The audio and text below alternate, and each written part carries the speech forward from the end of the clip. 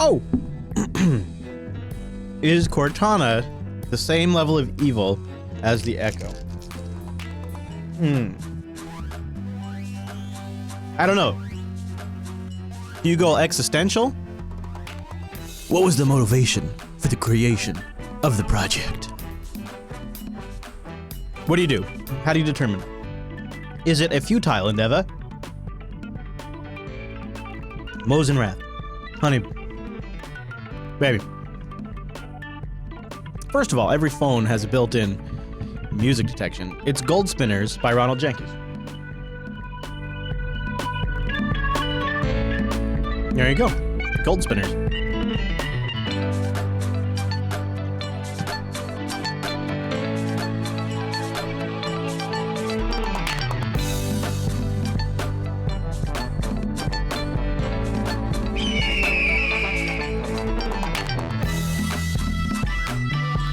I'm surprised other people in the chat room didn't answer. Pretty much usually there's somebody in there that knows these songs.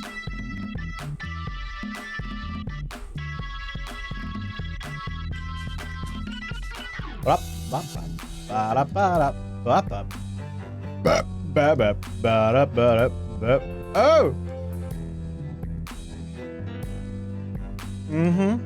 That's right. Go. Go. Go, chat. Rockin' with your cockin'. You be rockin' with your cockin'. Rockin' the cockin'. Rockin' the cockin'. Rockin' the cockin'.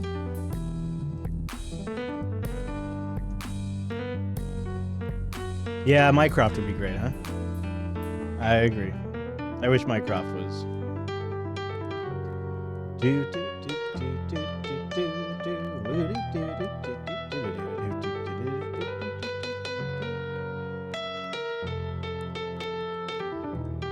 Still no Mr. Kernel Linux. I believe he is delayed because of Lightworks export issue.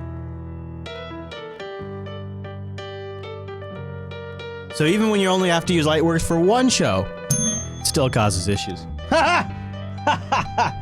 Sorry guys, couldn't help myself.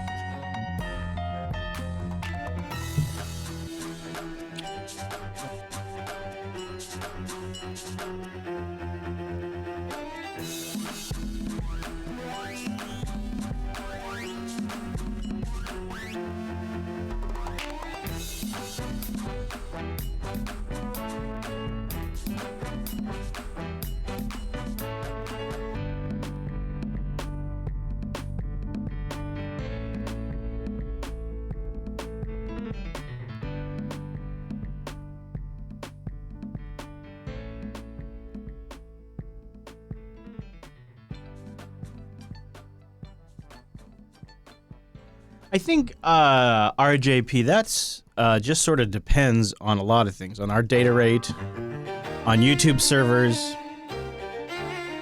on your connection, the specific CDN you're connected to even. You know, I think you can get it down a little tighter, but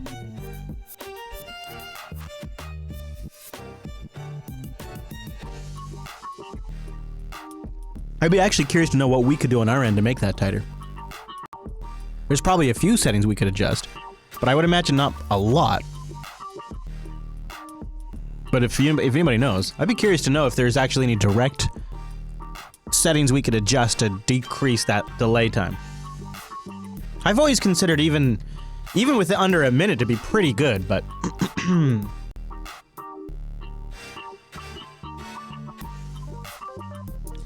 Dan, I think definitely, I don't know if all of us are going, because it turns out I have something else going on at that same time, but I actually plan to talk to Noah about that today, so, you know, I will write down that note, so.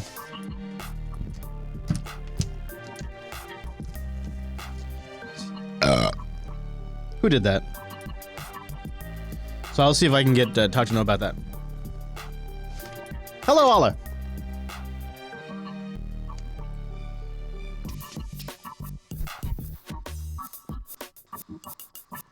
I know a lot of people would like me to go. Gotta figure that out. do do do do do do do do do.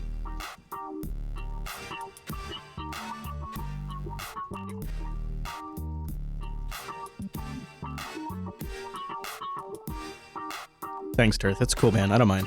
I understand. It's early. It happens. Stepped on a frog. That's good.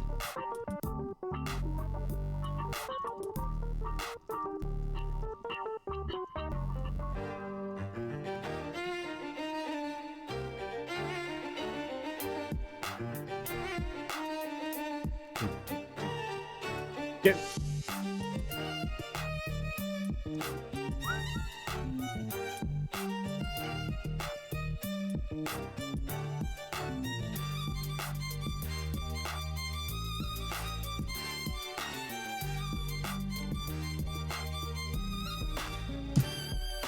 Oh! Ah!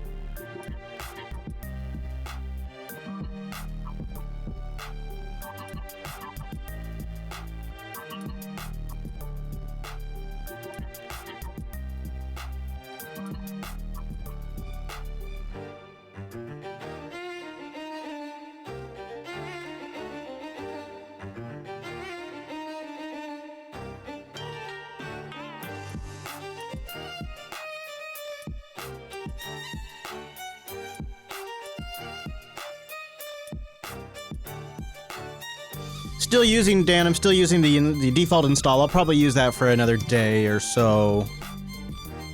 I don't know. I kind of don't really know how long I'll use it. Probably at least a day, maybe 2 more. Just so I get a sense of what the default install's like, you know, how they handle high DPI in different situations and all that. It's not that I haven't used stock Unity before, but I want to review the product as it's shipped, too. I want to get a full sense of it. And I don't need a lot of time with Unity to get that sense. I just need to have some time with it. I need to spend some time. So after I'm done with that phase, I think I might do something like, well, I don't know. I probably will experiment with my bulletproof Linux setup.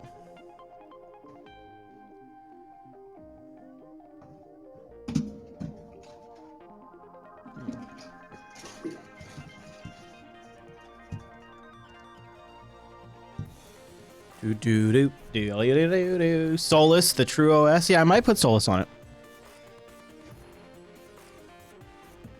Ah, thanks, Allah. I've been enjoying making them.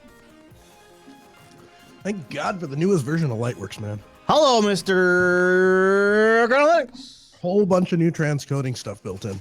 Oh, so thank cool. God. Thank God. Thank God. You know, you ever seen that picture, Chris? Why are you doing... I'm not even asking to be an antagonist. Why are you doing the transcoding in the editor? Because FFmpeg didn't work. FFmpeg screwed me. Oh, I see. So when you exported it, you actually encoded it H.264. Import. When I import. Oh. So, get this. You ever seen this meme? It's like there's a guy, like there's a branch, right? Yeah. There's like the tree, like here's a tree, and there's like a branch, and there's a dude, and he's sitting on the branch. Okay. And he's sawing, but he's sawing like this way, right? Mm-hmm. So when the branch breaks and he falls, that's you in spades, bro. That's you. Okay. Has it ever occurred to you that if you ever are successful in convincing me that Linux is an inferior platform to edit video, you know I'm not using a Mac, so you're never gonna have segments. I know, yeah, dude. You see how I do? I'm like, I don't want to really edit anything extra. I fight you. Like Rakai was like, he's like, oh yeah, Chris was trolling down here, and I started thinking about it. I was like, and then you know what happens? You know, then you'll be in my boat because then I don't want to edit. Like, you know, it took us a week to. I delayed that damn retrospective by a week because the editing sucks so bad under Linux. And like, screw it, I'm done. And I had to come back to it, and I did get it done, but I had to use an AvidMux, which was balls. But I'm just like, I was just thinking about it. I was like, I wouldn't if I knew like a heads up, like I wouldn't have even suggested the topic. If I got to a point where I was like, well, we just can't edit video under Linux, then I would just be like, I don't have any ideas for this week. Yeah. Because I'd be like, well, I'm not going to bother filming it if I can't edit it under Linux. That's just when I replace you, honey. That's all. Yeah. but that's what would happen. So really, you're working against your own best interest. I can't help it. If it's common sense and it's for the best of mankind, I can't help it. I'm not necessarily saying you got to convince yourself to, get in them. Oh, I don't. I think you misunderstand. I have no. I say I'm actually happy you edit under Linux. More power to you. I'd like to have more content edited under Linux. You go for it. I just think there is what I think I would like from you is an acknowledgement of a state of denial that you're in. And perhaps a degree of misinformed opinion because you haven't tried the other stuff where I have tried both extensively. So here's the thing. I'm not asked. So I think what you get from me trying to extract that from you, don't take that as me trying to get you not to edit under Linux. Right. Well, I mean, but like, here's the thing. I've never seen. It's kind of like this. It's kind of like this. No, let me explain. It's like let's say I'm driving my Dodge 1500 with an 8-cylinder engine in it. And you've got a Dodge Neon with a 4-cylinder engine in it, and you're telling me that it's just as capable as the truck, but you've never tried to pull anything with the truck, and you've never driven the truck. Mm. So I'm like, no, come on, man, admit it.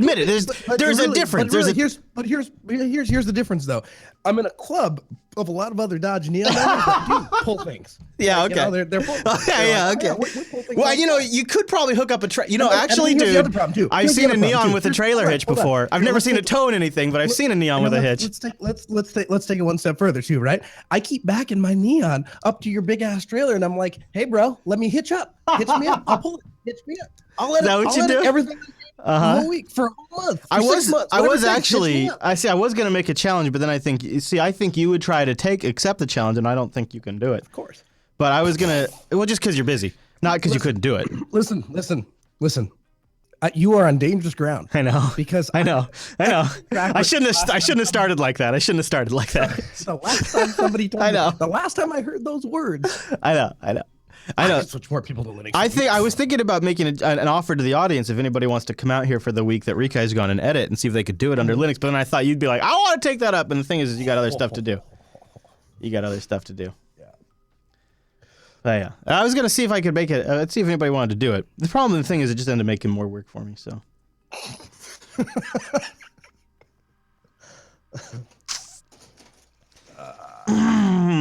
Yeah. What do you got out of there? What do you got?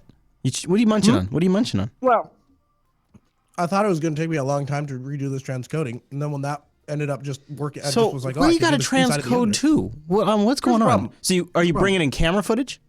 Yeah, but here's the problem. When I tried to scrub footage on my laptop, no bueno in H.264. Yeah. It is a pain. So what do you go to? Gotta go ProRes. Oh yeah, that's. I'm not. Here's the thing. I'm not opposed. If somebody else has a better suggestion, I'm open to it. I think ProRes is pretty good. That always works. Yeah, ProRes is pretty good. There's other stuff out there, but there are people giving crap for it. I'm like, for what? What? Tell me what else. What technical argument do they have not to use ProRes? Well, I think it was invented at Apple, so we shouldn't. But they invented it. They invented it at a time where they were doing a lot of shit with video. Like that's not really their bag anymore. But there was a time where they had QuickTime VR. I'm not saying QuickTime was great, but they had QuickTime VR before Google was even a company. Yeah, I mean, it 100% of the time works, and it runs on Linux, so why wouldn't I use it? Yeah, well, and it's actually extremely capable codec. In fact, I tried replacing it quite a bit.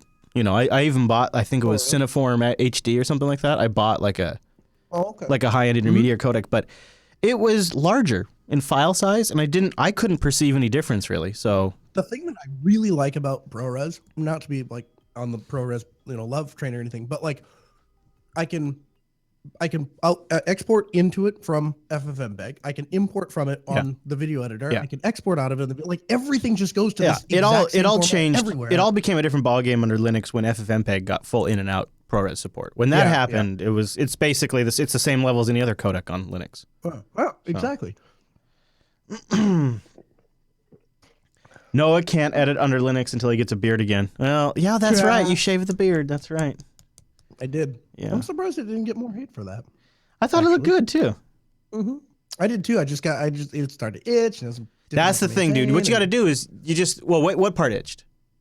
neck. Yeah, that's the worst part. Yeah, I know. And the other thing is too is like I had like my kids like Emma would like grab out and just like yank on it. Oh, really? Yank on my face. Yeah. Well, I put the kibosh on that. I tell you what, man, I shut that down. Woo. You got to switch to ProRes _KS. Rikai says, have you seen that? Yeah, actually, you know what? He told me that today. What's the difference? And if it's great, you get less file size and no. Is KS like real is Rikai is KS like ProRes LT basically? Is that what that is? ProRes LT is like 70 megabits or I was in the something. process of transcoding to KS after he told me that, but it didn't finish in time. And then I was like, oh, I can just do this in the editor. So I did. So you usually put out a master file at the end and then use FFmpeg. Yeah, to MP4ified. I mean, I could send you like the 6 gig file, but it would like take forever. Every now and then I think about uploading that version to YouTube. And here, and here's the other problem I have with it too. And this is genuinely something genuinely something that goes into the decision tree. I intentionally don't want to take 1080p 60 frame per second footage that comes out of my studio and send it to you, because if you have to look at it side by side, then you're gonna it's gonna be more evident of like the failures in our remote video thing. And I went back and watched an episode of Last recently, and your video was really good. Like yours is pretty good now. Like I'm pretty happy with it now. But if you tell me like what month it was, I can tell you what we were the doing. audio, I don't know. The audio and the video, I don't even remember what episode it was, but the audio and the video were really good. Huh. FFmpeg has 3 different ProRes encoders. You know what it was? I'll tell you what it was, Chris. It was the episode I linked you, I'll bet. And here's why it was so good. Because I was hosting that week. So it wasn't remote. Oh, maybe it was that one. Yeah. Yeah, it might have been. that would be a discernible difference. That would make a lot of sense, yeah. So in April, can we talk a little schedule stuff real quick before we start? Of course we can. So do you have anything figured out for what is going on in April for you, JB wise? Everything is going on. And I know. That's why I'm not even saying you can't come out here and edit. You can't do it. Okay. No, I can do it. I'd make time for that. Well, I know you probably would. That's the problem. First of all, he's not gone in April, right? He's gone. Yeah. No, I know. Yes. I just know you're also busy then. Yeah. Okay. April. Actually, April isn't that bad. Okay. Well, so carve out. Okay. The first week. Okay. Save that for travel and stuff. Okay. So that's the 2nd to the 7th, I think, or something like that. Got it. Okay. Undisclosed JB travel. Yeah. And because that's gonna be worth it. That's something we've been wanting to do for a while. Okay. 2nd through the 7th. Yeah. All right. And I think that's pretty locked in. I think that's pretty locked in. And then the other thing we should probably talk about is just point out how few people in my life I would accept the answer. Just carve this out. Okay. All right. Yeah. You know what it is if you think about it. I have an idea. Yeah. But I love you too, Brown Bear. Then we have Scale on March 2nd through the 5th. And the Mumble Room says you're going. Have you decided for sure you are going? Okay. Oh, I'm going. Yeah. I am on the do not go side of the fence right now because there's something else going on in Washington that I really have been wanting to go to. It's not a big deal, but it's kind of, I don't know. Yeah, here's the thing that makes it really easy for me. I am taking a trip with my father-in-law, and it butts against that weekend. So I'm like, oh yeah, nice. Stay and do. I am tempted to still go and just fly down and fly back. Oh sure. But I have not decided yet because there's something else going on that weekend that I would like to attend. You know what the great thing about us being 2 separate hosts is like we can do 2 things at the same time. Yeah, that's what I'm thinking we might take advantage of. So, yeesh. Yeah. Okay. So that's Scale. Oh, yeah, I got to go to Rat Fest. That's right. What is VT? Is that the vlogger? Is that the YouTube thing? What is VT? I'm trying to remember what VT is in March. VT. Yeah, I wonder if is that VidCon? What is VT? C. Smith, we haven't made any changes to the JB Live TV stream, so okay, here's the thing. So C. Smith says, either way, as I previously said, or JBTV has gone down in quality. Now, the reason why this kind of logic is almost starkly nonsensical to me is because it dismisses the undeniable bulk of evidence of an entire rest of a chat room that is not having the same issues. And it's this weird cognitive disconnect that we as human beings can go through where the entire rest of the world can be saying the answer is yes. And we go, no, it's absolutely no. It's absolutely no. And there's and it's not even like I don't wonder. It's like, well, no, it's obviously the stream at jblive.tv has gone down. They've made changes recently that have made it worse. And nobody else in the chat room is talking about it. Right. In reality, if anything, we've made it better because not only do we have no changes made to the JB Live TV page, but we've made it available in more destinations that help you eliminate issues like YouTube and Ustream and the audio stream. It's just a weird thing, and specifically, it seems to be with streaming. Like there's so many weird things get exposed. Go ahead. It's just funny. There's a guy that I just got done correcting a dude an email he wrote in, and he's like, the Jupiter Broadcasting page, it's not updating. Like, I can't see any of the newest videos. And I'm like, what is he talking about? And so I click on the link that he sent me, and I don't know how he got to this link, but it's like jupiterbroadcasting.com/ and then tag Linux Action Show. Yeah, and people have that out there. Yeah. I don't know how that got out there. Wherever that came from. But I was just like, I don't know what you're doing, dude. But if you just go to the website and click on shows, they all show up. Yeah, people I don't know how people got, I think a really old version of WordPress or an old RSS feed linked people to that. And we've had issues with that because people are going, it's one of the problems having an old website too. But the thing is that's not where our priority is. We haven't made changes to any of that stuff for a while. I just, before I reached out and said anything, I would, instead of just refreshing my bookmark or however that link got there, I would go through the process of navigating the page, clicking on the show. It just seems like that would be very obvious to most people, especially people in our audience. I think the issue is you got to jiggle the handle more. And so part of it is with technical problems, there are 100 different possible scenarios. And here's the issue though, this is where it gets me, because a reasonable scenario would be Comcast is having problems, and so the JB Studio is having problems connecting to the external streaming endpoints, and so therefore the stream is suffering. Everyone. Right, that's the thing though, is that would affect, not only would that affect everyone, but that even affect our call, our conversation. Yeah. So if you are witnessing us streaming to everybody else and you and I are having a back and forth call, it's pretty safe to assume Comcast isn't the cause of the problem. It's not guaranteed, I grant you, but it's pretty safe to assume it's not Comcast.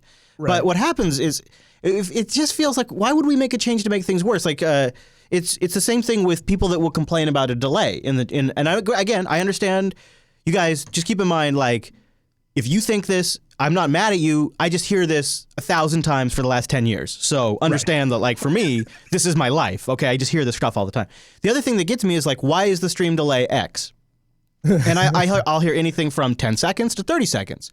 And to me, my response to that, I'm always my honest to God response is, if it's under a minute, I'm like, Jesus, think about that. My mouth hole is talking. It's getting captured by this microphone. It's then being digitized into this computer. It's transcoding that in real time to another computer, which is then connecting out to systems out on the internet at DigitalOcean, which is then sending it out to endpoint streamings like Scale Engine and YouTube and Ustream. No, which is then going to another DigitalOcean machine, which is then going out to... Yeah, right. And then YouTube and Scale Engine are then reprocessing it in some degree, in some fashion. They are actually opening up the file and recoding it, or in some cases at least inspecting it and passing it along. So they're reading the file at least. Then they send it to their CDN. They don't even send it directly to you from there. It goes to their CDNs, and then from their CDNs, it makes the last mile journey from a data center somewhere near your region, through all of the last mile, through your ISP, into your home, and it does all of that around the world in almost always under 15 seconds. It's incredible. I could every weekend I could tell, it is miraculous. It is miraculous. And people are like, why is the stream behind 15 seconds? I'm like, I can't even with that, because it's to me, you're getting it near real time, right? And we don't perceive what the delay is on broadcast.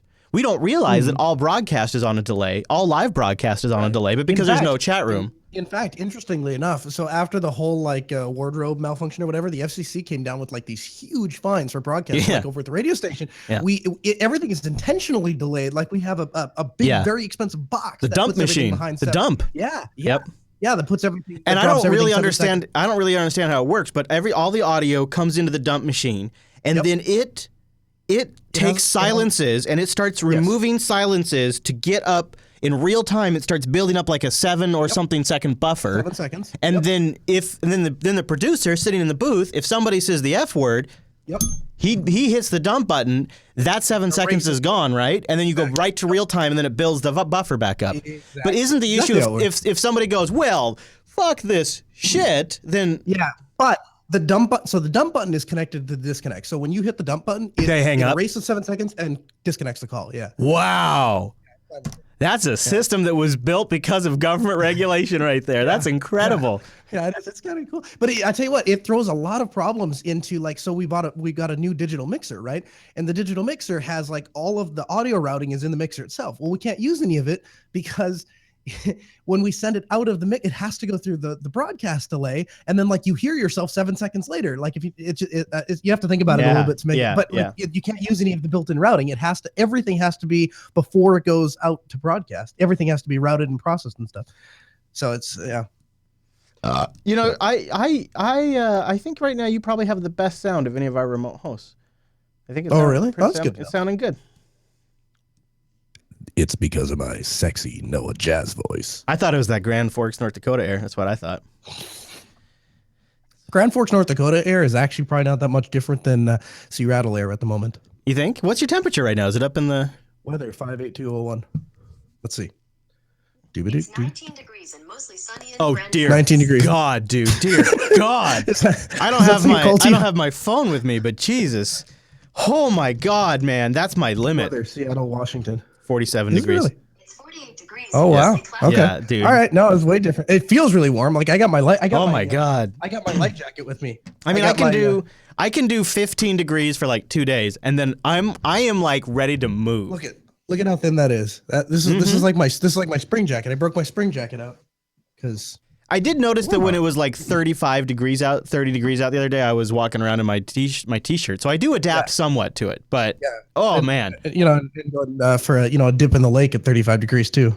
That was when it's multiple days below freezing, I really notice it. Partially because every damn slide in the RV acts like a big vent, so it's really a battle to keep the heat up, and you basically just have to run the propane a lot.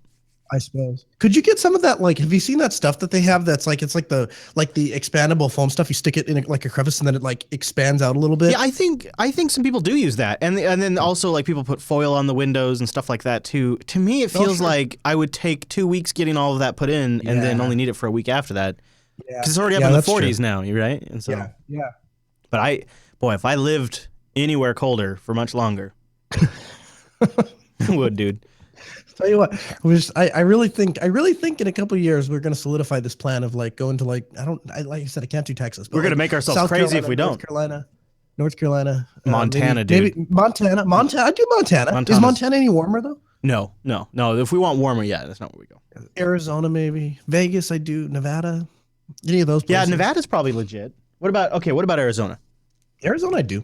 Here's the thing. Here's the great thing about Arizona. Arizona, they're just recovering from their housing crash or whatever. So everything is super cheap. Like you can buy land for $8,000-9,000. I mean, it's freaking great. All right, and then I'll park Lady Jupes on it. Put a sewer in there, and sewer. Just dig a big hole. That's what I mean, a septic. Yeah. What are you talking about, John? I think I forgot. An audio delay? So what are you talking about? Like they download this show and get an audio delay? Because it's just an MP4 file at that point, right?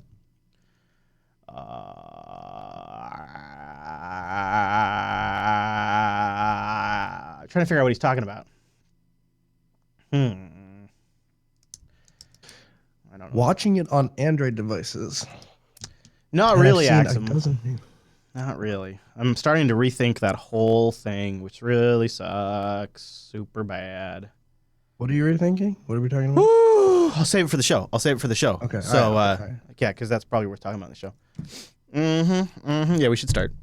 All right, chat room. Why don't you start banging suggesting already, huh? Should we start talking about our scale plans? When do we start doing that? Maybe next month? Yeah, I would. Yeah, I vote next month.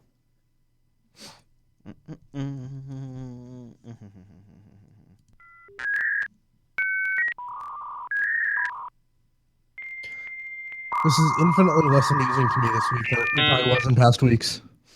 Just what? The concept of not being connected to a network and having to connect across a wide area place and not just. Hooey! If you knew my level of stress to get through the last couple of days, and then we're going to talk about it in the show today as if it's no big deal. The journey to get here though has been hard, right? Yeah, like I thought about using it, but then there was like it was pretty raunchy stuff. But I had like actual. Oh, that's my favorite. Yeah, I know. But what I was doing was I was using a GoPro to document like how we were setting things up. Oh, don't tell me that. Why are you telling me this, dude? Why are you telling me this? It's not good. Like it's all over the place. I set the camera. Yeah. Did you see this guide in the subreddit about the almost perfect touchpad settings in Linux? No. Yeah, you might want to check that out. Well, actually, here it's combining settings in Linux. Disable the touchpad. Because he combines. He uses libinput, but then he's also using mtrack driver, which I'm not familiar with, and he says mtrack really helps sort of solve some of the problems. So it's XF. Huh. Yeah. So mtrack here. I'm loading it up right here. Xorg multi-touch trackpad driver. Oh, okay. Yeah. Supports trackpad whose kernel driver uses the slotted multi-touch protocol. For more information. Interesting. You know what really what grinds my gears, Chris? What's that? Why do we need people why do people like post this? Like, why is it that whoever is in charge of like developing at large distros can't find somebody like this guy, whoever wrote this thing, and just be like, hey, you know what we'd really like? We'd really like to have a finely tuned touchpad in Linux. And there's a guy that did that. Let's just put that in there. So everyone, like, I don't understand like things that just don't work out of the box, but people figure it out and then it doesn't make it into out of the box. Like that should be a thing, I think. And this is just one example of like many things where I'm like and then you wonder, whatever, it's just so terrible. What it does for me is it gives me open sourced out, because then I go, well, so a lot in there he talks about making it more like a MacBook touchpad driver, and then I go, well, is this what a commercial company does? Is they hire somebody to work on this? Is this like the fine little details that we never get to know about? Like, are these the unperceivable little small details that we're missing out on? Like, I get like this weird like. Well, if commercial companies are delivering products and they've already taken care of this, what other little things are they taking care of that are little small things that add up to a lot? Like having a really good what does everybody always say? Well, the best trackpad's on a MacBook. Well, God, how nice would it be if we could stop saying that? You install Linux and you get great trackpad, but we don't ever get there. Well, but the problem is, it seems like there are plenty of people that know exactly how to make a perfect trackpad on Linux. It's just for some reason, like nobody does it. Those kind of things aren't included in the bazillion distributions that are out there. It just blows my mind. And it kind of struck a nerve, because this is not the first time I've come across that particular paradigm. It kind of drives me nuts. Yeah, it does. Yeah, it does. All right, here we go. It is Linux Action Showtime, and guess what? It's episode 454 of your Linux Action Show production, a 10-year establishment.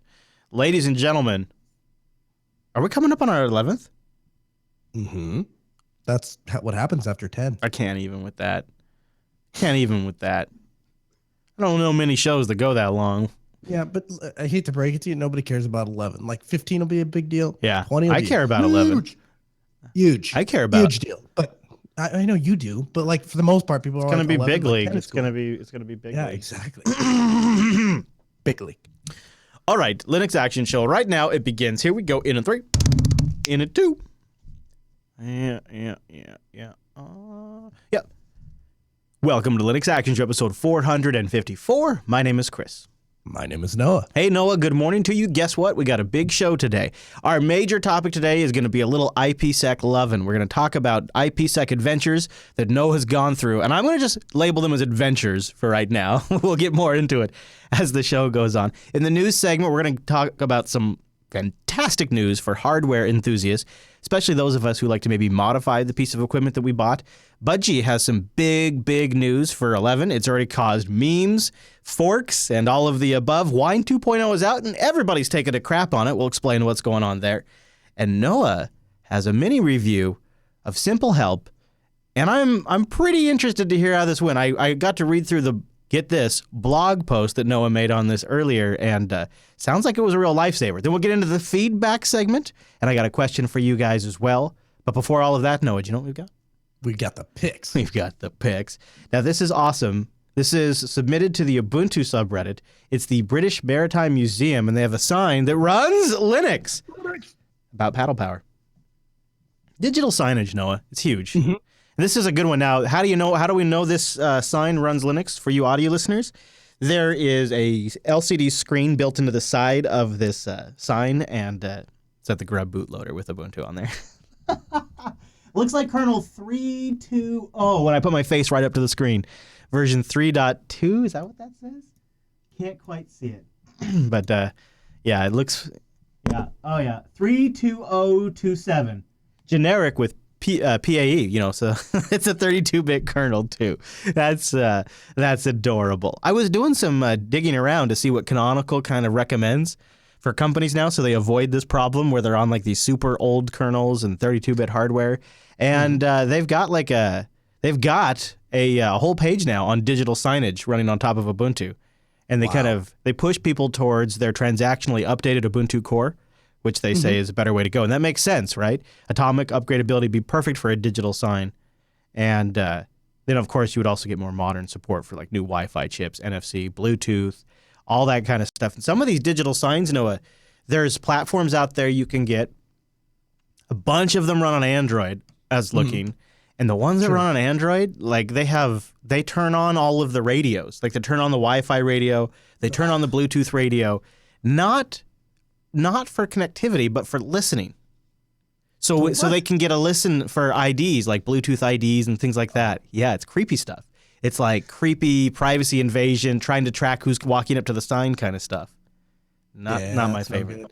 The thing is, I think that very quickly you're going to see the industry kind of standardize around something, and I think that's either going to be Android or it's going to be Ubuntu. Yeah. The reason I think that it's going to end up being Ubuntu long term is because I think they're going to have a lot more control over the platform than they would on an Android device. And I have seen some of those Android devices and they crash. Yeah. So, what do you think about a Raspberry Pi running Linux? Because there's also the Raspberry Pi digital signage project, which has a whole bunch of platforms on board that work with it. I mean, a whole bunch of platforms. And some of these, dude, are just slideshows, remember. We're not talking super sophisticated stuff. I think it's really cool. I think that if you're a company that is capitalizing, if you're competing with like Tightrope Media, I think you're going to have a really hard time trying to build a business on top of a $29 Raspberry Pi. I could be wrong, but that's this cloud-based digital signage platform helps you design and schedule easily from the web, and it runs on a Raspberry Pi on the endpoint with a HDMI out feed. So it might be possible. It depends on what you want. If this is a school district school board meeting room and you want to have a board in there with a screen that has a Raspberry Pi hooked up. Oh, sure. Yeah. Smaller scale stuff, I think it'd be fine. Yeah.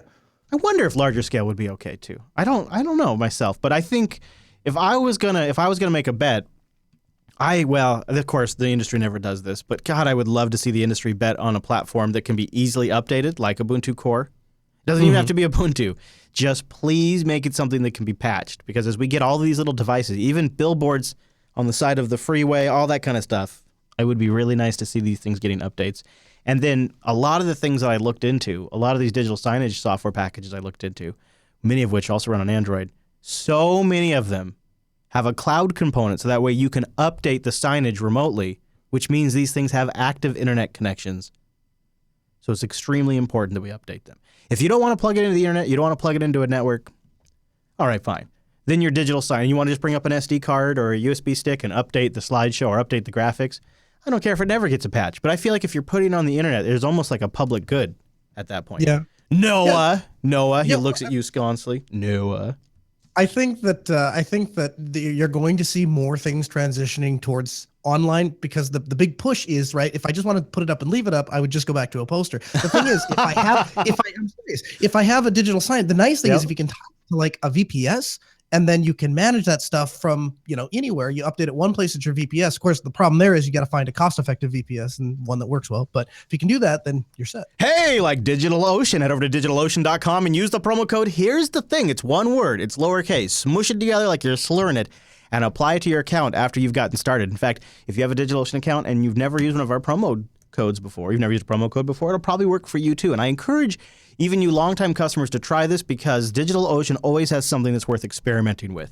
Like right now, they're launching a distributed traffic API. They're also launching a private monitoring beta, which I've been included into. And when you look at the pricing structure, think about just experimenting with Nextcloud or Minecraft server or a Mumble server for a game. I mean, think about the different things you could play with that are just great, classic open source projects that would just take you a couple of minutes. In some cases, it's a single application deployment. And for 3 cents an hour, you get 2 gigs of RAM, a 2-core processor, a 40 gigabyte SSD, and 3 terabytes of transfer. They're all SSDs, whatever price point you get into. They have rigs that go up to like 200 gigs of RAM, and they got rigs with 512 megs of RAM. It just depends on what works well for your pricing and your application need. And of course, you can always scale up. To make it approachable for even total noobs, though, they have a really, really great UI. And the nice thing they've done is they've managed to walk that line and make advanced users feel like they are not being limited. Like, if you're watching the video version right now, you see, you select your data center and you could just be done. But then these little numbers pop out underneath it, and if you can choose your region specifically, and they give you these advanced flexibility and customization options at each little step in a way that doesn't get in your way. And then they wrap it all up with the most amazing API I've ever seen interact with this stuff. We use it on a daily basis here at Jupiter Broadcasting. This live stream that the chat room is watching right now was started using the DigitalOcean API. So they have a great interface, super intuitive, data centers all over the world, and you can get started in no time with just about any distro you'd want to run on a server. DigitalOcean.com, and to kick it up, they've got really great documentation, really good stuff. It's going to help you, even if they didn't have a one-click application deployment, it's going to help you go further. I think this is probably something that I'm going to say, even if you're not a DigitalOcean customer, you could still get a lot of value out of. Here's one that I honestly could use myself. How to rewrite URLs with mod rewrite for Apache on Ubuntu 16.04. That is super useful stuff, and it's honestly something I would need to kind of look up again if I had to do. And there's really nothing about this that's super DigitalOcean specific. So if you want to get started, learn a little more about DigitalOcean, dig around on their site, read their tutorials, check out their pricing, and when you're ready to sign up, after you've created your account, apply our promo code, here's the thing, all one word, get that $10 credit, and try it for a little while. Look how good this documentation is structured here. You got the date, you got the tags, but also on the left-hand side, you got each major segment, and for yourself, if you're logged in, you can mark it as complete so you know which ones you've gone through. You can also subscribe to this particular article in case it gets future updates too. It's a really good system. I mean, they pay people. They have full-time editors that like go through this and make sure it looks right. It's a good system. I think they've really taken it seriously. And it's just one example of how hard DigitalOcean works on all of this stuff. So go to DigitalOcean.com, use our promo code, here's the thing, and a big thank you to DigitalOcean for sponsoring this here Linux Action Show.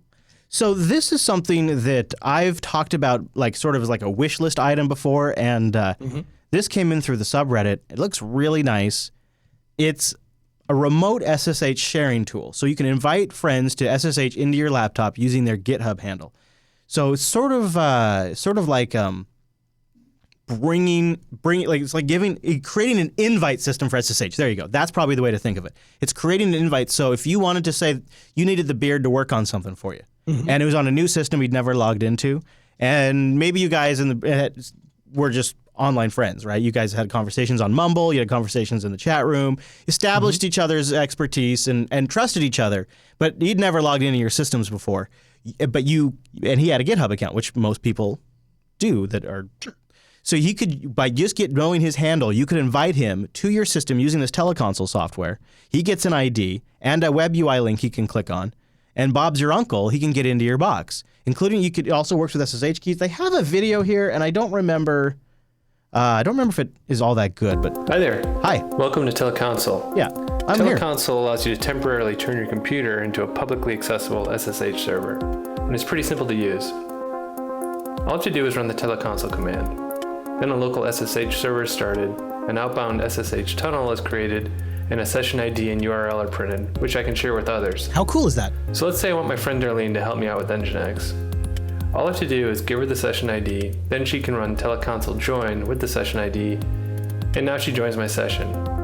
We're now sharing the terminal, and she can show me what's wrong with my Nginx configuration. So whatever she types, he can. Okay. Good. Yeah. He gets to watch it, and so or like picture like you're working with Alan Jude on your FreeNAS, you know, like you're trying to rescue some FreeNAS stuff, and you need to know the best CFS command to run. There's a lot of different uses for this, and yeah, you get to watch it in real time too. Also go to the URL. Go ahead. I'll stop. I was just going to say that's a big thing to me because I've worked with independent contractors that we brought in for a one-off job. And I've got to tell you, there is every time I do it, and it never gets any easier, there's always like this little fear. point where I'm like, I am about to give this person unfettered access to a client Right. system, and they better not screw me. Like, because I can't watch them. I can't see what they're doing, right? And so we try and vet these people as best we can. But, right at that moment, you're like, So yeah, being able to see what they're doing, that would make me feel. And what way takes more it up to the next level is this GitHub integration. Let's try this one real quick. Let's see if this is any good here. This video. Oh no, there's no audio. So this part shows you how you can use. So you can invite them via their GitHub handle. And I think the other thing I really like about this is it's the off switch, Noah. So as soon as you're done working with this person, you revoke this session, and they no longer they don't know your IP address. I mean, they could figure it out if they got in, but like they don't have, there's not a port open on your firewall for 22 inbound to this system. You didn't have to make some sort of exception for them. You just revoke the session ID, and it's pretty cool. So you need teleconsole for it, and then you need this the instructions that are here in this link to make the GitHub part work. But pretty cool idea, and it could make remote support, which we're going to talk more about in this episode, much more doable. There's different types of remote support, right? There's GUI remote support where you need to see somebody's desktop session, and then there's remote support for server-side stuff. And that's it. So check it out. We'll have a link in the show notes if you want to follow that. I have an update for those of you that have been asking on my QNAP review. Remember a couple of weeks, months, I can't remember now. We reviewed the QNAP TS453A that runs Ubuntu. And I installed it. Noah helped me install it in my RV. And let's see, what day was this vlog? On January 7th's vlog on my YouTube channel, youtube.com/Chris Fisher, I updated my review. Essentially, long story short, I'm having drive reliability issues in one particular drive 3. Put a new drive in there. Within a couple of hours, it says drive 3 has failed me. And so I'm starting to consider needing to replace this with a solid state system, and maybe just going with considerably less storage and having to juggle data around a lot or something. So I'm kind of curious to know what people would suggest if I had to go with the highest capacity but solid state, or if people had a suggestion for how to suspend this thing so vibrations in the floor when people are walking around aren't causing it to have issues. I don't have the rig running while the RV is going down the road. In fact, I don't even have the thing powered on if I'm disconnected from power. So I turn it off. It's one of my pack up camp processes. I turn off the NAS. But I believe just the RV being parked there and the walking around and like jumping on couches when the kids are around and stuff is enough vibration, perhaps. Although I don't know why it would always be drive 3 that's failing and not any of the other drives. It's put a new drive, put a new disk in slot 3, and a couple hours later it says it's failed. But I was kind of considering maybe taking this QNAP, putting it here in the studio, and putting a 100% solid state solution in Lady Jupes. But that seems like it'd be super expensive, and probably at best, maybe if I wanted 4 terabytes, if I put like two terabyte SSDs in like some sort of enclosure. So it's a major downgrade because 24 terabytes is barely enough storage space. So I don't really know what to do here. So I'm wondering if maybe other people have like ideas for isolating it from vibration, insulating it in a sense. But of course, I can't do a lot of bulky equipment because it's going inside a dinette. So I don't know. I've been monitoring temperatures so far, and temperatures have been all pretty stable. It's been pretty cold out, so it's at the summer it may be another issue, but right now it's all been pretty solid. So I kind of went through the process, and I show the errors and stuff in the vlog that I put out on the 27th, which is just titled "All I Really Want." I'll have a link in the show notes. Yeah, so that's sort of 2 months in or whatever it is. It's been pretty solid, except for now when it's trying to rebuild the array. The QNAP is just dog slow. Like I can barely even play files back. Yeah, of course. Oh, it's the worst, dude. It's the worst. Yeah, that's to be Because when it's a 24 terabyte array, it takes forever, and then essentially the drive fails, and then it stops. Yeah. I've been otherwise super happy with the functionality of this device. I would definitely still recommend it functionality-wise. In fact, they just did an update now where it can run LXD containers, Docker containers, VMs. It can do hardware pass-through for the VMs. I mean, it's got so much. It's got a lot of great features, but I am having issues with it, and I'm going to try to keep posting updates in that. Also, in the update column coming up soon will be a review of Dell's 6th generation XPS 13 Sputnik laptop. I have that in studio right now, and I've been starting the testing process on that.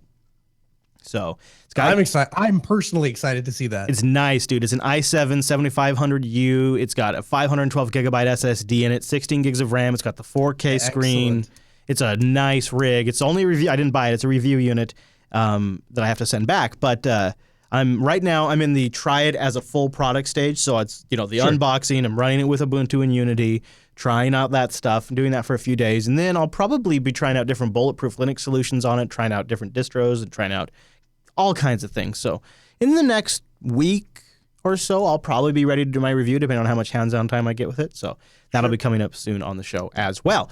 But why don't we move on? Because that's not what we're here to talk about. Let's do the news.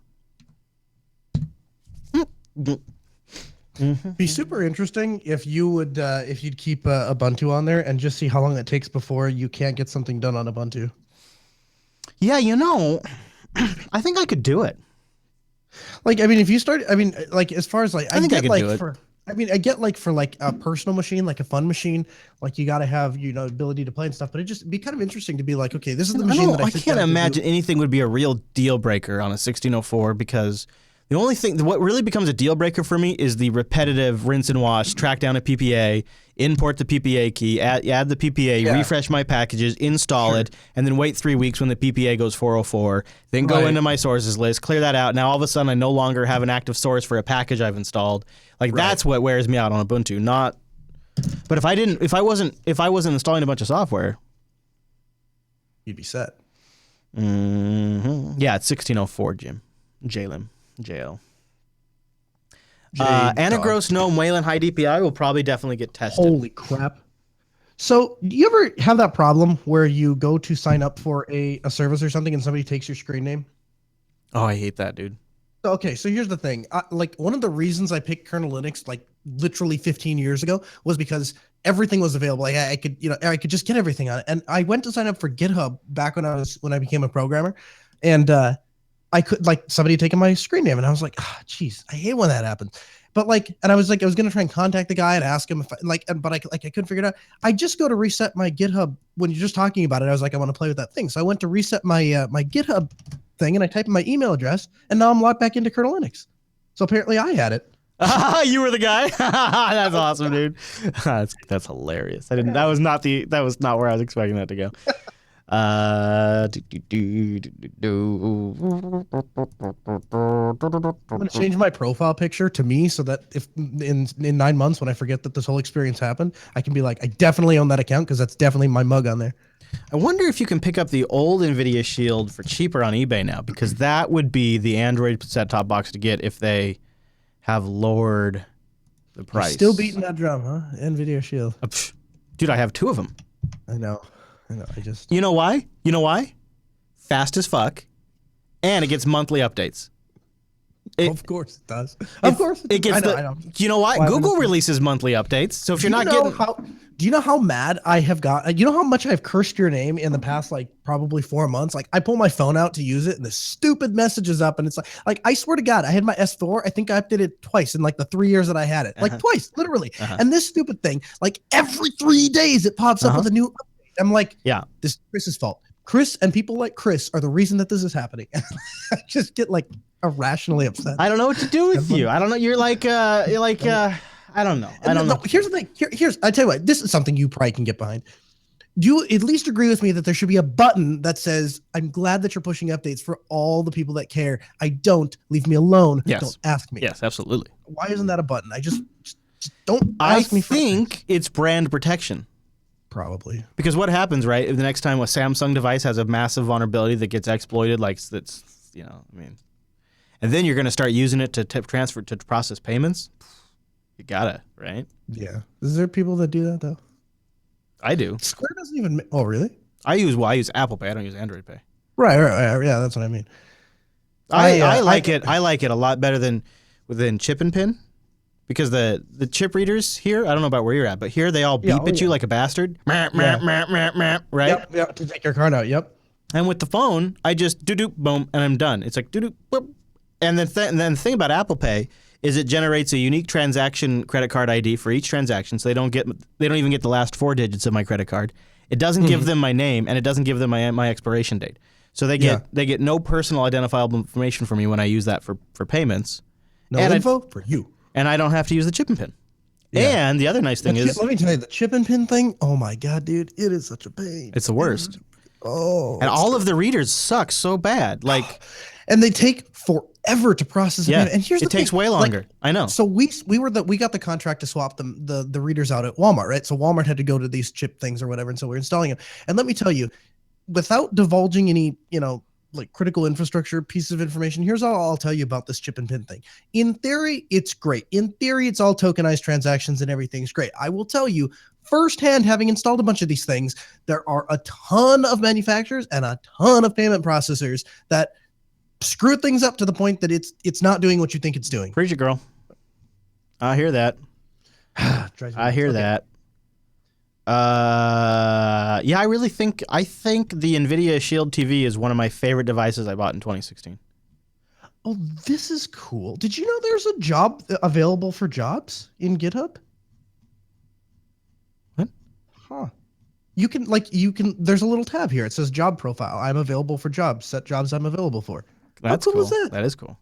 That's a good idea on their part, really. It's a really good idea. Okay. I think we're good. Are we good? Yeah, I'm kind of in like hog's heaven that like You got into your GitHub account? I own the kernel Linux GitHub, and I was like, for a long time I was like, it drives me nuts when I have to use a different handle because I always will forget whatever that handle is. Yep, I hear that too. Man alive. Oh my God. All right, I'm gonna go potty real quick. So that app that you covered, if I put my SSH key in here, then that's how people can get my public key thing. What's with the coffee? We gotta talk. You don't drink coffee. Yes, I do. That's a joke, right? We have it 2 rooms over. We have the nicest Keurig machine that Keurig makes. I drink coffee every morning.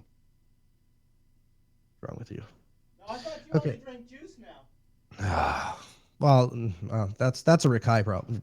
That's his fault. It's not my fault. It's his fault. Okay, what set up 2-factor authentication? Can I use a YubiKey? I can use SMS, or I can use the app. I don't want to use an app. I want to use really GitHub. Really, I want to use my YubiKey. Why can't I use my YubiKey? I want to use my YubiKey. Organization Sage replies. Oh my gosh, this is amazing. I need transform account, turn core into new organization. You are not a member of any organization. So let's see if I can sign out, and let me sign into our company's GitHub account. And then let me see if I can add myself to my organization. That would be kind of cool. Tell you what, if system administration doesn't work out, I think I'm gonna become a developer. There you go, dude. What about an esports gamer? No, jeez, dude. You know what the thing is? Like, so I have a friend that's real. Well, Beard is too, really into that stuff. And he tried to like sit me down. He's like, dude, we're gonna watch this. Like, and he like, to his credit, like he tried to turn it into like Something cool. he tried to Noahify it, right? Like he got popcorn, he got me a thing of Coke, and like we're gonna sit down or whatever. And, like, I made it 5 minutes, and I'm like, they have freaking like they have like cuffs, and they detect like their actual heartbeat, and then people are interested, and I'm like, what? I don't care what his heart Wow, rate that's is amazing. Really? That's game. actually kind of badass because it shows if he's calm or not. It's not. It's And they weird. have the running commentary too. They have the the announcers. Yeah. And those people get like super into like it's just not for me. It's just and it's not a knock on anyone who likes it because I have the same view of the Super Bowl too. I think dressing people up in what equates to body armor and then smashing them into each other and then later getting all shocked that they have violence issues, but like that seems equally weird to me too. It's just I don't know. When did Kernel Linux start? Is blogging something you've been doing and then picked back up, or is it just something? Whoa, sorry. Here's what blogging is. Oh my God, they even have sorry to interrupt, but just to go back to this really quick. They even do like gamer interviews like they do with the football players. Yeah. My God, this is like frame by frame a knockoff of sports coverage. Yeah. They even have like the interstitial. Wow, that's amazing. Okay, so anyways, Yeah. So is this blogging thing like a new brand thing? What's going on? Blogging? No. Blogging is just something I've always wanted to do, and I always forget to do it. And then there are just certain times like this that I cannot. There's not enough meat here to actually make an actual segment out of it. It's basically like, here are the things I didn't know that existed when we started it, and by the way, here's how they responded to this. It's like barely a 30-second whoop. Like, we can turn it into a news story. It works, but how do I present that? And I was like, well, I can write a blog post about it. But like, yeah, I'd like to blog. I've thought about it. Yeah. I feel like I've already bitten off more than I can chew in life. Here's what would be good. Here's maybe how I do blogging. Here would be a way to blog. Maybe what I have to do is, because I'm so long-winded, I can never get to the point. Maybe I could write a blog post, and then you can go through and pick out like the important parts. Yeah. Yeah. Something else. Like, even when I was telling Sarah, I was like, I want to try to like outline everything so that somebody reading like gets the entire picture. And at the same time, I don't want to go over. And she looks up from her monitor and she's like, you start out by talking about a wrench from your mechanic friend. Yeah. And you're trying to get to the point. Yeah. Yeah. She's very good. She's right. That's why I don't mind it either, but I'm like, yeah, that does add more that I have to read. I'm like, I'm not very good at getting to the point, apparently. The old they're the chokers, are the guys who can never make it here because they always collapse at some unfortunate moment. Well, they haven't done it. They've bended, but they haven't broken in this event so far. So this is going to really be amazing. A real battle for them. Let's take a look, a reminder how we got to this epic final. We've had so many great games this major. The level of Counter-Strike has been unbelievable. You can see Astralis, they had to go through Na'Vi. They were my pick. It's kind of interesting, like, it's happening to Alex Jones and InfoWars too. They're becoming what they started out to be the antithesis of. Like InfoWars is becoming mainstream production. Like, there's just a lot of stuff going on behind the scenes there that is just like it's done at any other large network production. And then this, like, you go from people who weren't into sports that wanted to just play games, and now they've recreated sports. Yeah, but like, without the physical part, obviously, but yeah, like, look at this. Look at this. Tell me that. What am I watching right now? What is this? Am I accidentally watching a sports event? I actually think I might be watching a sports event now that I see this. Nope, I'm not watching a sports event. But seriously, for a second, I thought maybe I accidentally put on a sports event because I thought, oh, maybe. You got his classic partner in crime, Dupree, the entry man. He's working there with one of the younger guys, Kjærby, who used to be playing in those second, third Danish teams, but now he's emerging as a star himself with some big impact performances. You got Zipnik's probably the most reliable star player at support. He literally could be talking about a sports. It's incredible. He knows what to do, and then the guy bringing it all together. And it doesn't even feel pandering. It's fascinating to me. That is really fascinating to me. The transitions. But it's interesting to you because that's my problem. I'm not sure it is actually. It has the same appeal that sports appeal, which is none. Yeah, I think that might be true for me too. I don't know. I'd have to give it more of a try. You and I have talked about this too, right? Like, I want to like sports. I think that would be great to have. It'd be so much more convenient, dude. You know, I have all my clothes picked out, and then I have, and somebody built-in conversation. You have awkward time killer. It's good opening.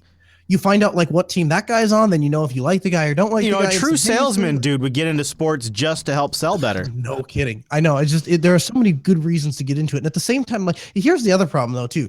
Thanks to my political beliefs, like, I just feel like the entire NFL like organization just like continually spits in the people that give them money. And then I couldn't do that. Like, that wouldn't be me. Like, Meryl Streep goes out and she's like, oh, you'd be left with this football and mixed martial arts. And like, nobody from the NFL cares. Like, they couldn't care less. They're like, yeah.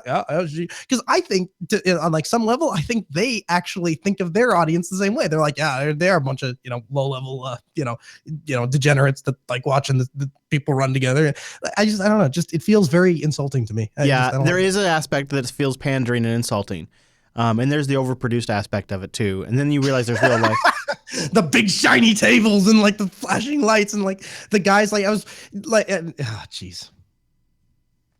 And like ESPN too, like that.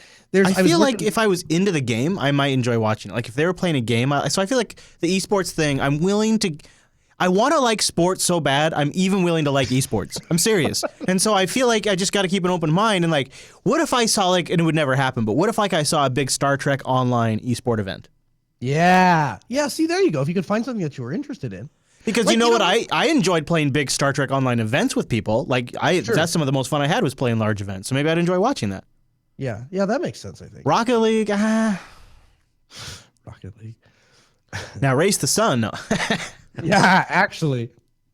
Dude, you know what's funny about Race the Sun? Some of the best Race the Sun players are JB members. Like, not just like the people that like, but like I was talking to somebody, zero relation to JB whatsoever, blah, blah, blah, like just totally avoid.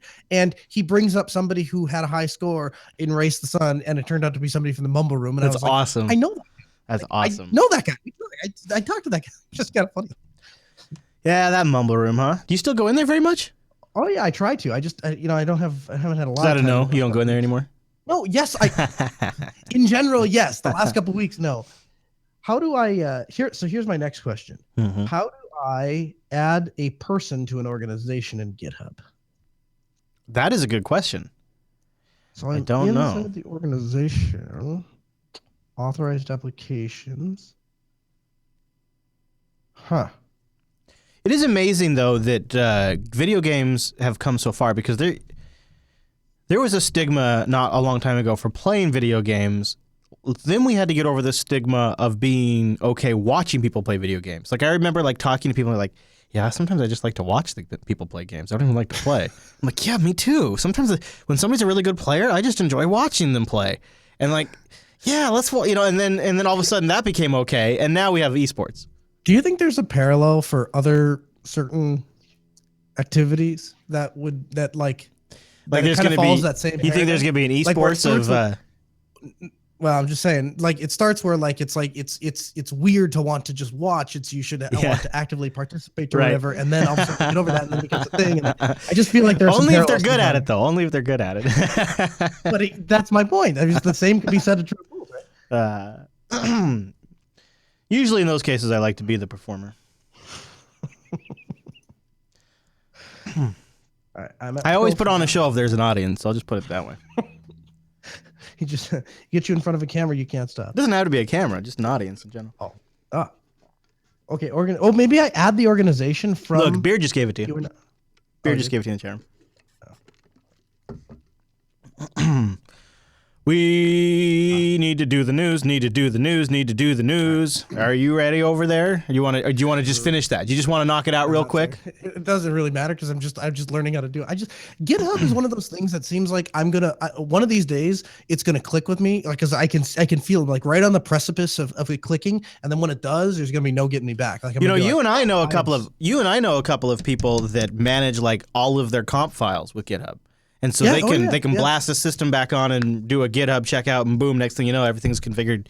Their Firefox and Thunderbird are right back to exactly how they had it. That's sweet. always felt to me like the place for like syncing software. Mm-hmm.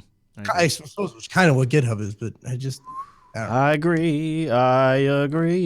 There's a rumor out there floating around that Wimpy is a lock for Linux Fest Northwest this year. that would be exciting. Yeah, that'd be really cool. That would be really exciting. Take them out, have a good time. Much beer will be had. All right. Slip him ready? some pot brownies. What? Here we go. Hey, Noah! Quit screwing around. Do the news. Jeez. Hey, it's the news, and this episode is brought to you by Ting. Go to last.ting.com. That'll get you a $25 discount. Or if you bring a device, and you probably can, because they have GSM and CDMA networks, so think about that, they'll give you a $25 in service credit. Now, why does that matter? Why is $25 even worth talking about? Damn, you got to learn about Ting. You got to go to last.ting.com and check it out. Only pay for what you use mobile service. So that is huge right there. But then to top it off, no contract, no early termination fee. That's Ting. That's Ting right there. It's no BS, simple mobile service. They have a great management interface, which is a must these days. Super good customer service, like legit, actually talk to a human customer service. They are really good. And then they just have no BS anywhere, like with the way the store pricing works, the way their wireless pricing works. It's really easy to understand. You can find out more by going to last.ting.com and hitting the how much would you save. Your average bill for one device, $23. That's the average. What's what the customer average is paying. And I think at one time I had some stats about Jupiter Broadcasting customers, and I think it was just in that range too. People are like really nailing that. If you're a small business, I would really encourage you to check it out because you can get a lot of mobile devices for a really great price. Each team member could get a mobile phone for $6 a month. That's all it costs for a line at Ting. is just $6, personal or business, $6 in the usage, and and Uncle Sam's cut, whatever Uncle Sam's going to take. And if you have Wi-Fi at your place of business and your users have Wi-Fi at home, I can't tell you how how empowering it is to have 3 smart devices for $30-ish a month. It's nuts. And I'm also thinking about, Noah, what do you think about this? I'm thinking about taking my Ting MiFi that I usually just kind of like keep for when I'm traveling, and putting it in the truck, like in the console of the truck, and then using the dashboard to just say, well, just turn it off when it gets to like a gig or 2 gigs. Just turn it off at 2 gigs. Just turn it off. And then it's like I have ubiquitous internet in my truck, and then if I go over 2 gigs, it's off. I tell you, I'll one up your Annie. Oh, yeah? They have a device. And what it is it plugs into your OBD2 port. Yes. And basically, when you power the car on, it'll take power out of that OBD2 port and power up the MiFi. And then your truck will have Wi-Fi. So if you need Wi-Fi, you can shut it off. And to one up the Annie, gets even better. Oh my gosh. It gets even better. They have an external antenna attachment. You take the antenna, you can run it up so that you can get signal. And so what I've done with that, I go out to the lake, right? My phone doesn't have Wi-Fi, but my Jeep does. And so I just take my Jeep and I just start with the remote start the Jeep up, and it powers up the Wi-Fi. And now I have Wi-Fi and I have you gotta send me a link to this. That sounds like, and it works on Ting's GSM or CDMA, which GSM only. Okay. All right, I can work with that. I got GSM I got great signal my whole drive to work, which is primarily where I want this. Because I was thinking like I could use my phones, but if I allocated all to one device and I just put the Ting makes it really easy, and you just say 500 megabytes, a gigabyte, whatever you want. I just boom. I'm gonna personally cap that device, and then I always know I'm gonna put like I'll pay like $5 a month for that MiFi device, or I guess it's $6 and plus whatever I use. It's like it's super simple. I like that flexibility because you can just get the SIM card, or you can get a full device. You can bring one from the Play Store. It's really nice. Also, their blog.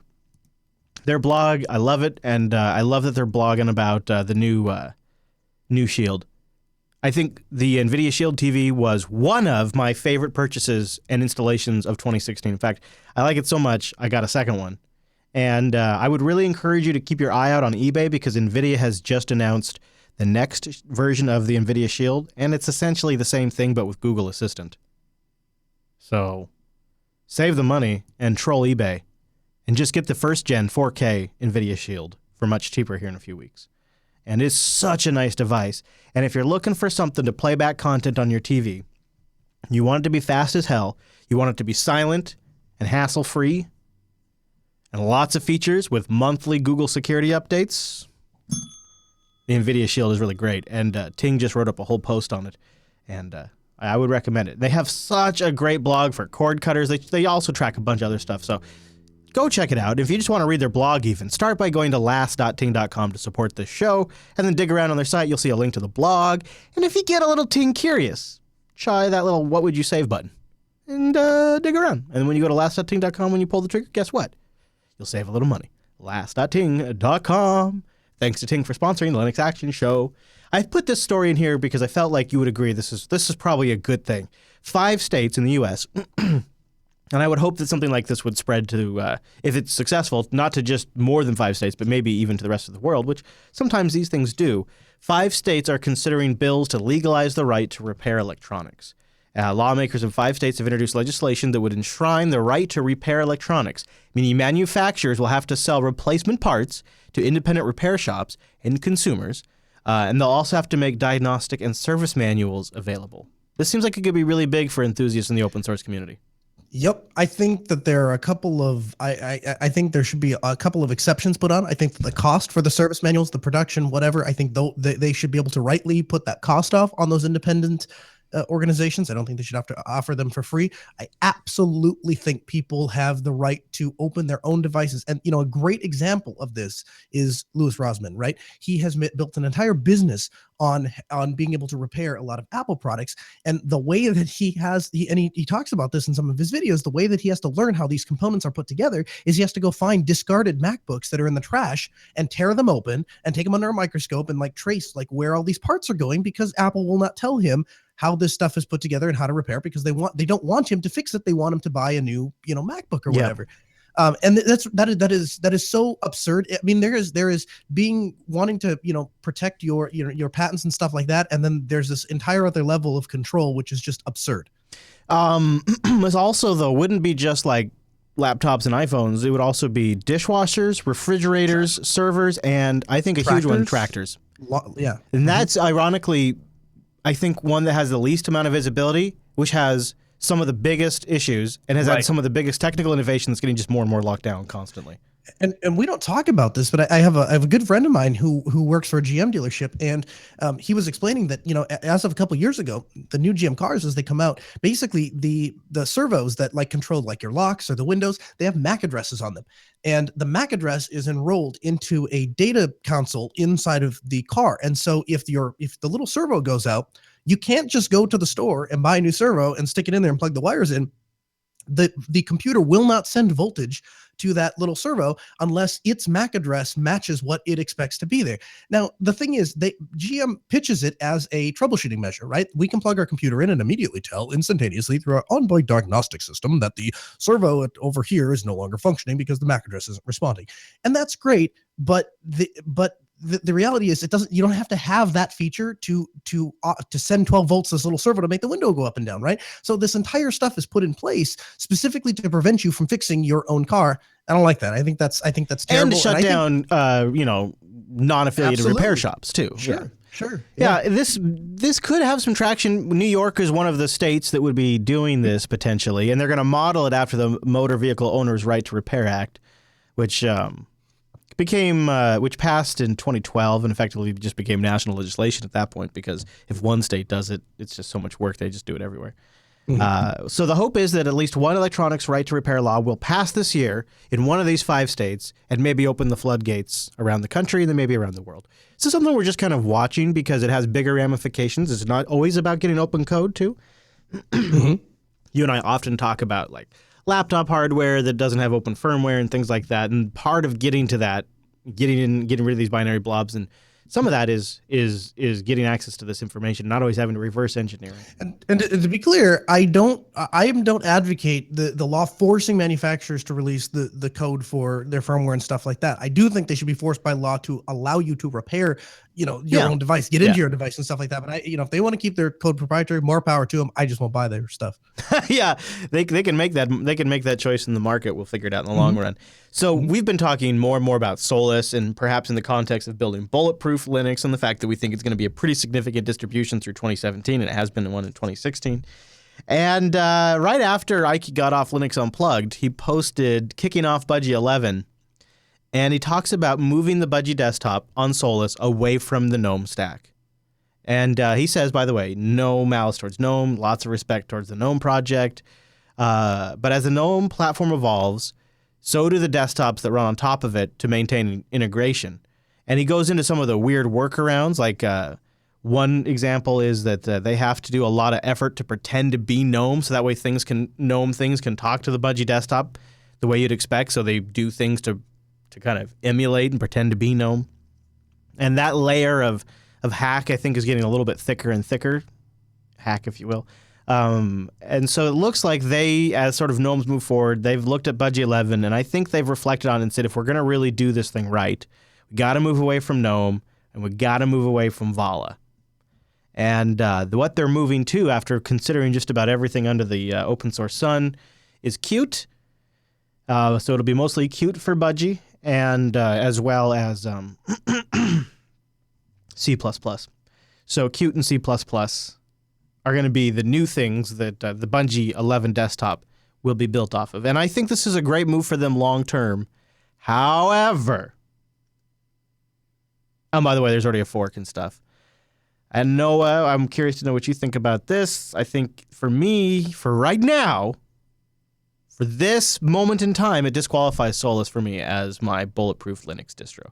Simply because this is a huge transition coming up, and it feels like what I should do is wait till after 11.01 ships or something like that, and then consider making that the bulletproof desktop. Like, if you're going to make a huge toolkit transition, and I want to build a bulletproof workstation like next week, doesn't seem like a good time.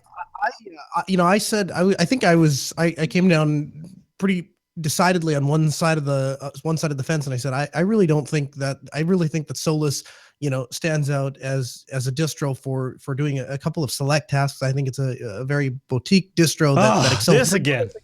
Well, I'm just saying that's what I think this is further evidence of that. I think the things that I'm using Solus for are going to continue to work just fine. I think if you took the time to listen to every episode of Linux Unplugged that Ike's been on, you would not have that opinion. Maybe. I think it's a trend-setting, pioneering Linux distribution that not only is a great desktop, but is doing stuff that's in some ways and yet super overdue. And yet still, there are with as much positive, things as you have to say about it, it's still you're not able to make it work for yourself. If I want to build a 5-year Linux computer right now, I don't think so. Yeah. Yeah. Okay. So I'm just saying, there's a lot of talk, but when it actually comes down to the meat and potatoes of it, I think you're going to have a really hard time getting people to say we're going to take 500 computers and install Solus OS over Ubuntu or over anything else.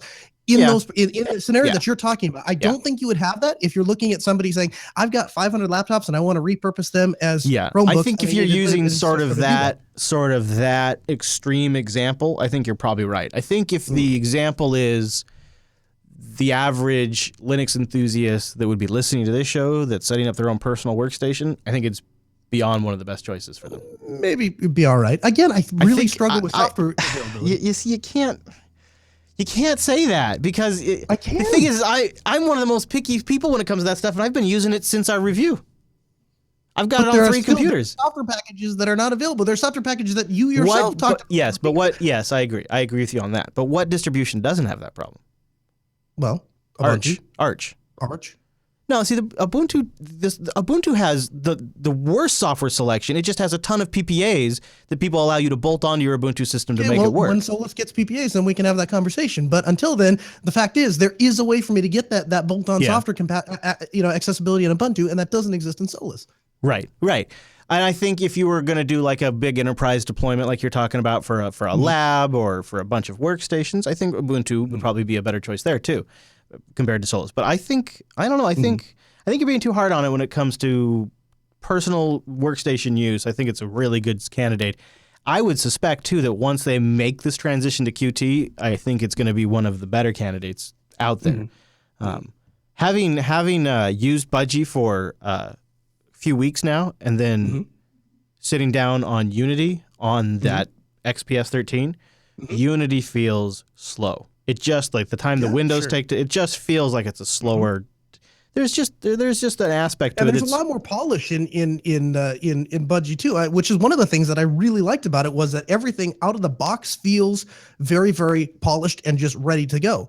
It just, again, that software availability and that overall like acceptance I'm curious to know what software wouldn't be available. Well, I'm just like, in general, like you sit down and you're going to work and you have people that are using, like WebEx conferencing, and there's all these like individual, like, weird esoteric things that environments aren't going to expect you to have because they expect you to be running really Windows, kind of Mac, definitely not Linux, but to a small degree they'll accept Ubuntu, and you start getting out on these like one-off distros, and I think you really back yourself into a corner. Right. Whenever you want to have the edges of software availability, I think you're right. If you want, because you're kind of mixing your examples. If you want a standard workstation, I'm just talking about business deployment. That's really what I'm talking about. Well, but when you say business deployment, are you talking Office and web browsing and email? Because then Solus does that in spades. I mean, software. You're making it sound like I agree with you. In fact, that's what I'm using it for. That's exactly what I'm using. I think that's really its sweet spot. Out of the box, it has more Out of the box, I would say Solus has better software available to it than Ubuntu does. Ubuntu, you can quickly remedy that between snaps and PPAs. Yeah, sure. But like if you just open up the software center, I think Solus wins hands down. Yeah, I agree. I think I agree. All with of that. it, Sure. all of it. Yeah, Google Chrome, all of it. It's all in there. Yeah, sure. I think I agree with that. Yeah. So I was sort of disappointed because I'm not disappointed. I'm glad they're making this technical change because I think it's going to make for a better desktop environment, a more competitive desktop environment. I think Qt is a great language, or not a language, a great toolkit, and I think C++ is a great choice as well. I just don't know if it's right for me right now. It's just gonna have to wait and see. I'm just a little disappointed because otherwise I really like. I mean, obviously you guys can hear it. I think it's a great distro. I think Ike's a super clever guy, and I think he's making the right choice here. I don't know what I'm gonna do now.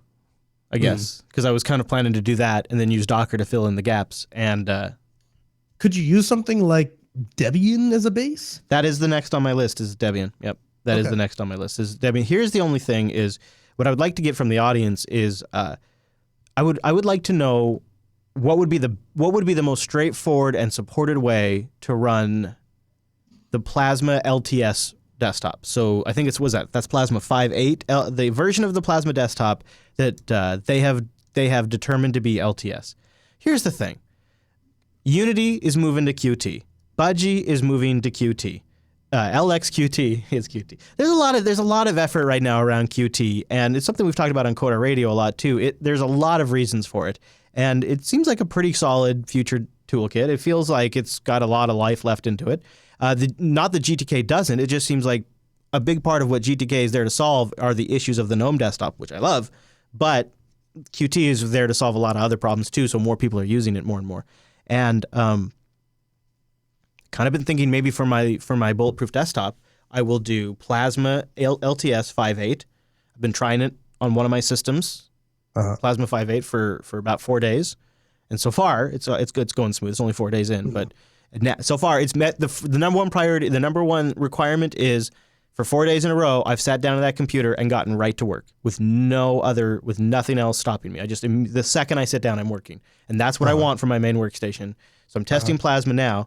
So if there is like a repo where I can get like Plasma 5.8 LTS packages on Debian 8 or something like that, I would seriously consider that.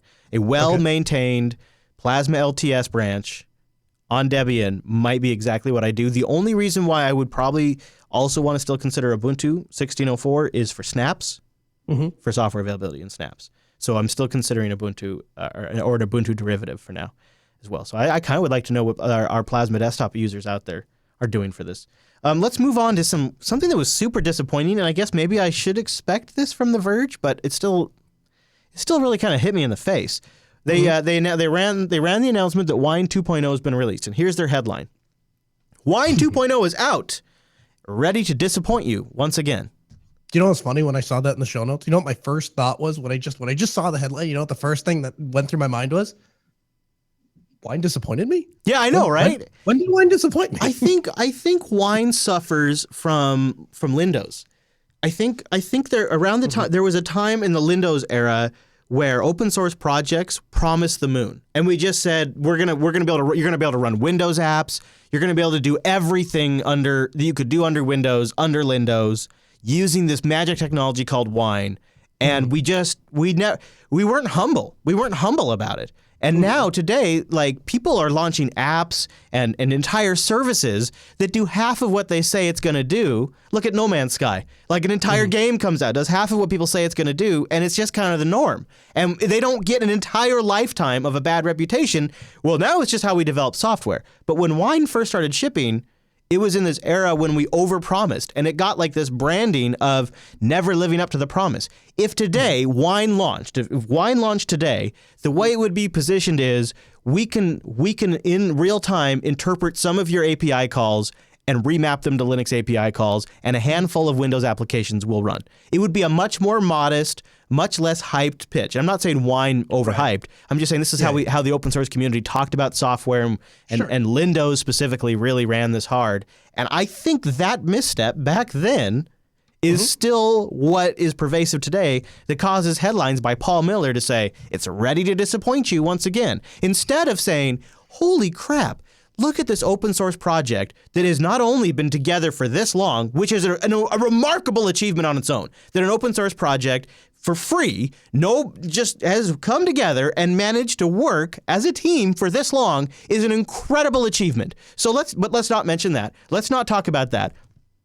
Let's not talk about the fact that a group of hobbyists and professionals that contribute code have been able to create a translation layer that translates Windows application calls to Linux in real time. Let's not really get excited about that, even though that's remarkable and groundbreaking and at the core of what Microsoft did for the subsystem for Linux, which got headline after headline and headline after praise from The Verge. But now when the Wine project does it for free for a decade, It's a joke. It's a laughingstock. And this is the problem with tech reporting. This is why I hate tech reporting so much. This has got to be 70% of why I start some of our shows, is because I am so sick of the Silicon Valley bubble that these bloggers live in, where they cannot connect with all of the work and effort that's going behind these projects. And if you compare what Windows was able to accomplish by getting the Ubuntu subsystem there compared to what Wine is able to accomplish, it's kind of laughable, right? Like, I can, inside of Windows, and I haven't played with it extensively, but inside of Windows, I can go and I can execute some terminal commands, and, I can run some CLI applications. The first time I installed Wine, I think the first application I installed was like AOL Instant Messenger, and I just double-clicked on the executable, ran through the graphical installer. It installed to like C program files, all that. Like, it handled everything out of the box for me.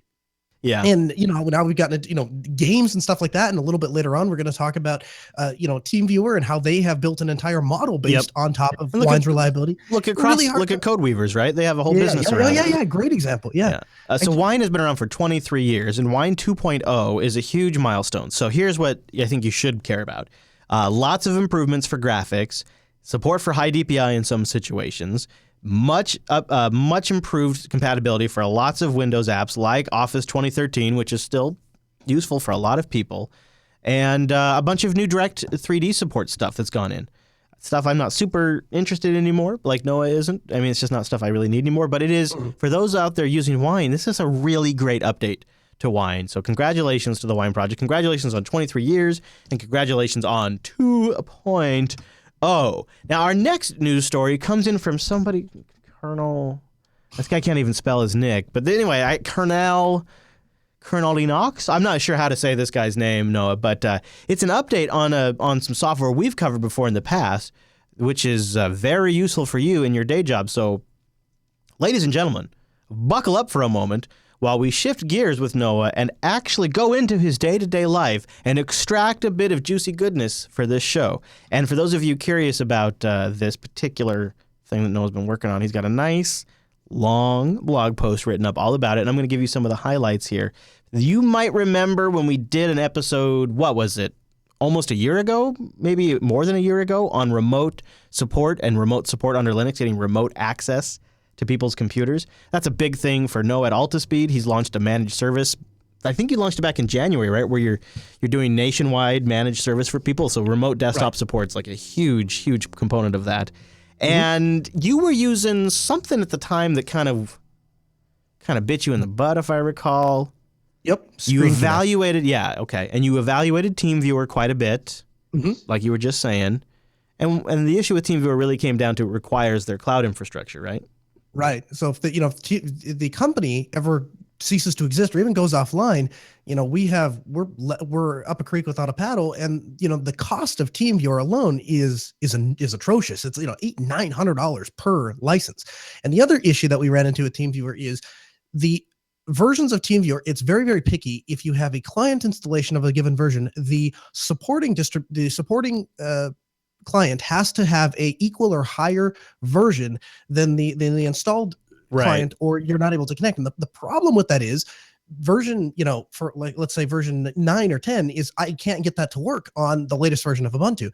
And so if I pay $800 or $900, let's say I buy 5 licenses for $3,000 or 6 licenses for $3,000, in a couple of years, in 2-3 years, I've got to buy all those licenses over again, or I can't even connect to my own machines anymore. And so it's very quickly going to get out of balance. It's going to become a huge cost. And so we had to find something different that would work. And so you came across Simple Help, and we talked about it in the past. And one of the things that Noah and I both want to try to do on this show is give you follow-up reviews after we've been using something that we've covered on the show, like maybe 6 months to a year later. And we're just about at that point. In fact, maybe even a little over.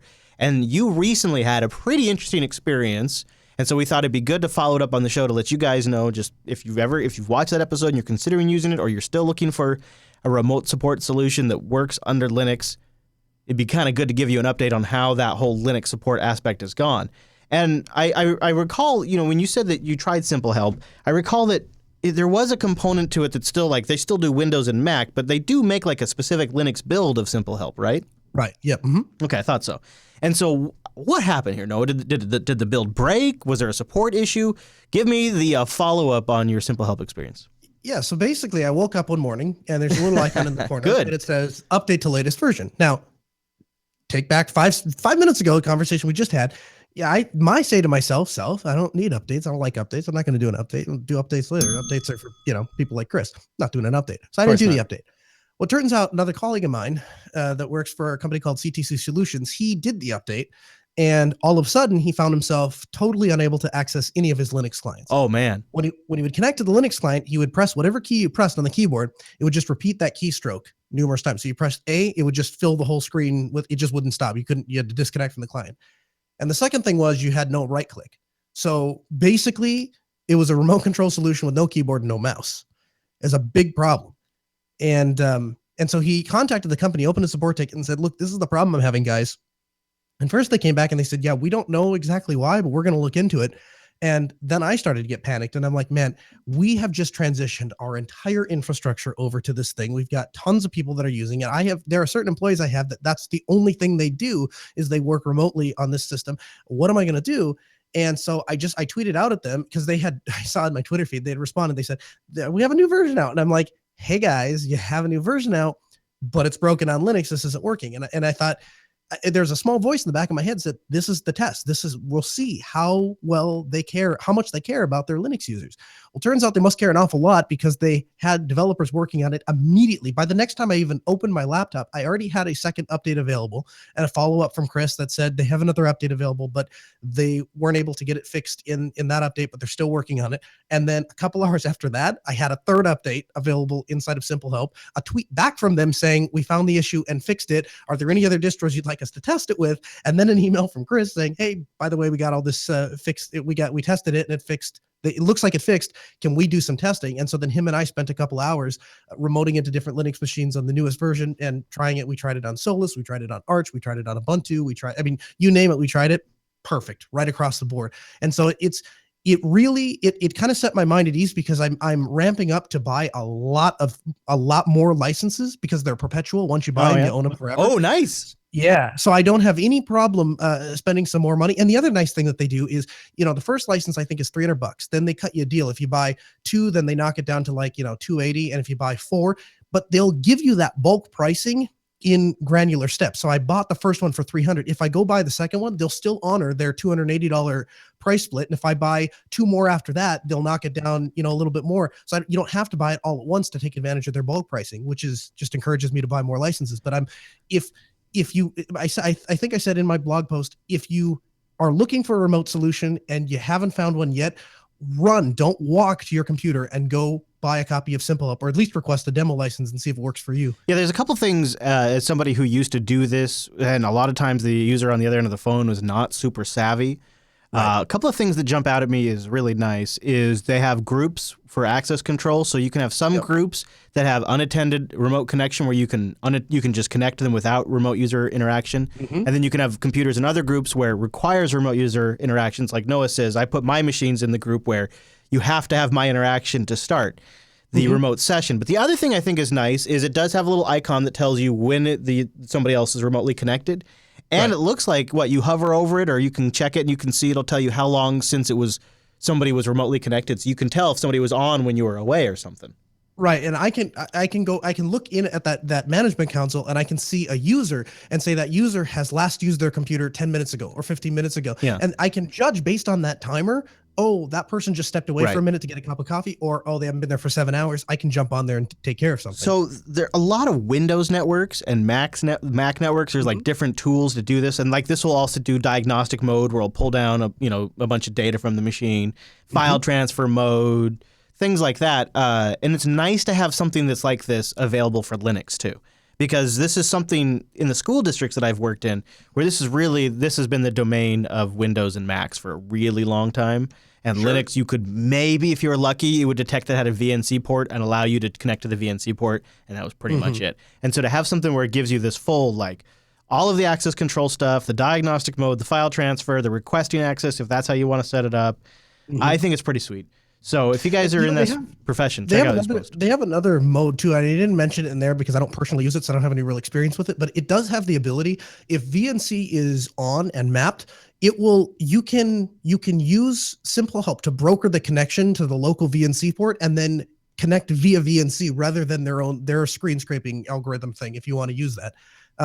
Personally, I think theirs works great. In fact, so much so, and I point this out in the article too, that I have gotten to the point where if I have a machine on the workbench in the shop, a lot of times if I'm doing something, it's going to be time intensive. I'll just install the agent and go back to my desk and do it. Even though I'm in the same building, even though I have physical access to the box, I just rather do it through the Simple Hub console sitting at my desk because it's more comfortable. That's a good sign of a good tool. I can have it. It turns the connection into this computer into a window, right? So I can go do other things as I'm kind of watching a progress bar. So and I like that. Between this and teleconsole, like you've got both ends, right? I mean, yes, right. Really, this is nice to have Linux in this position. I mean, every time we talk about different remote management tools, which people seem to really, everybody's got their favorite. TeamViewer always gets a huge mention from the audience. Yeah. And so it's definitely something you can even run it for free, right? There's ways to do it for free because I've used TeamViewer. If you're using it for personal use, there are a few options that are better than TeamViewer because their performance is unmatched to anything up to and including like TeamViewer's performance. I think TeamViewer's performance is incredible. Yeah. The things that get knocks from TeamViewer are, one is the version thing I talked about earlier. The second thing is if they find out that you can't even try it for commercial use. They took themselves out of the running when we were looking at different help solutions, and I wanted to just see how it would work in our environment. We tried to connect to like 3 machines in a commercial environment, and it popped up and said, we've detected commercial use. You can't use it anymore. No connection for you whatsoever. And then, that was embarrassing because we had to go back to the site and say, we were trying the software, it didn't work out. And so, I mean, they will shut you down hard. And then the fourth thing and the real deal kicker for me is the pricing and the fact that you're basically relying on them to stay in business. Simple Help doesn't play any of those games. Yeah. Okay. Good to know. So this blog, is this a new thing for you? Or is it just not something I followed? I've always wanted to do a blog. I just don't have a lot of, I don't have a lot of time, and B, I've never really had anything that I thought was worth saying.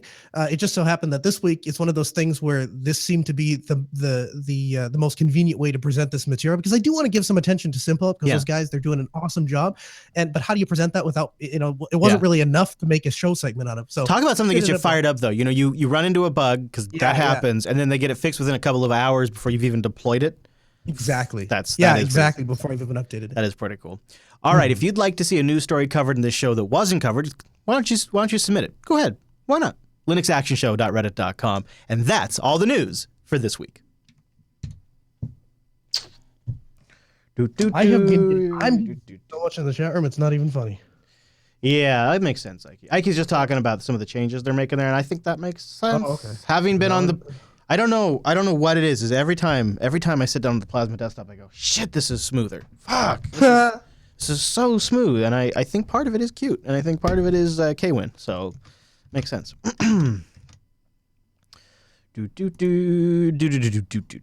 Okay, so do you want to do a setup for this, or like what's your thoughts? Yeah, I think I probably should. I don't know if you heard, but so basically I was out of town actually doing this stuff, and I got back into town, and I went to kind of go through and kind of document and set up, and then you name it, it was a problem this morning.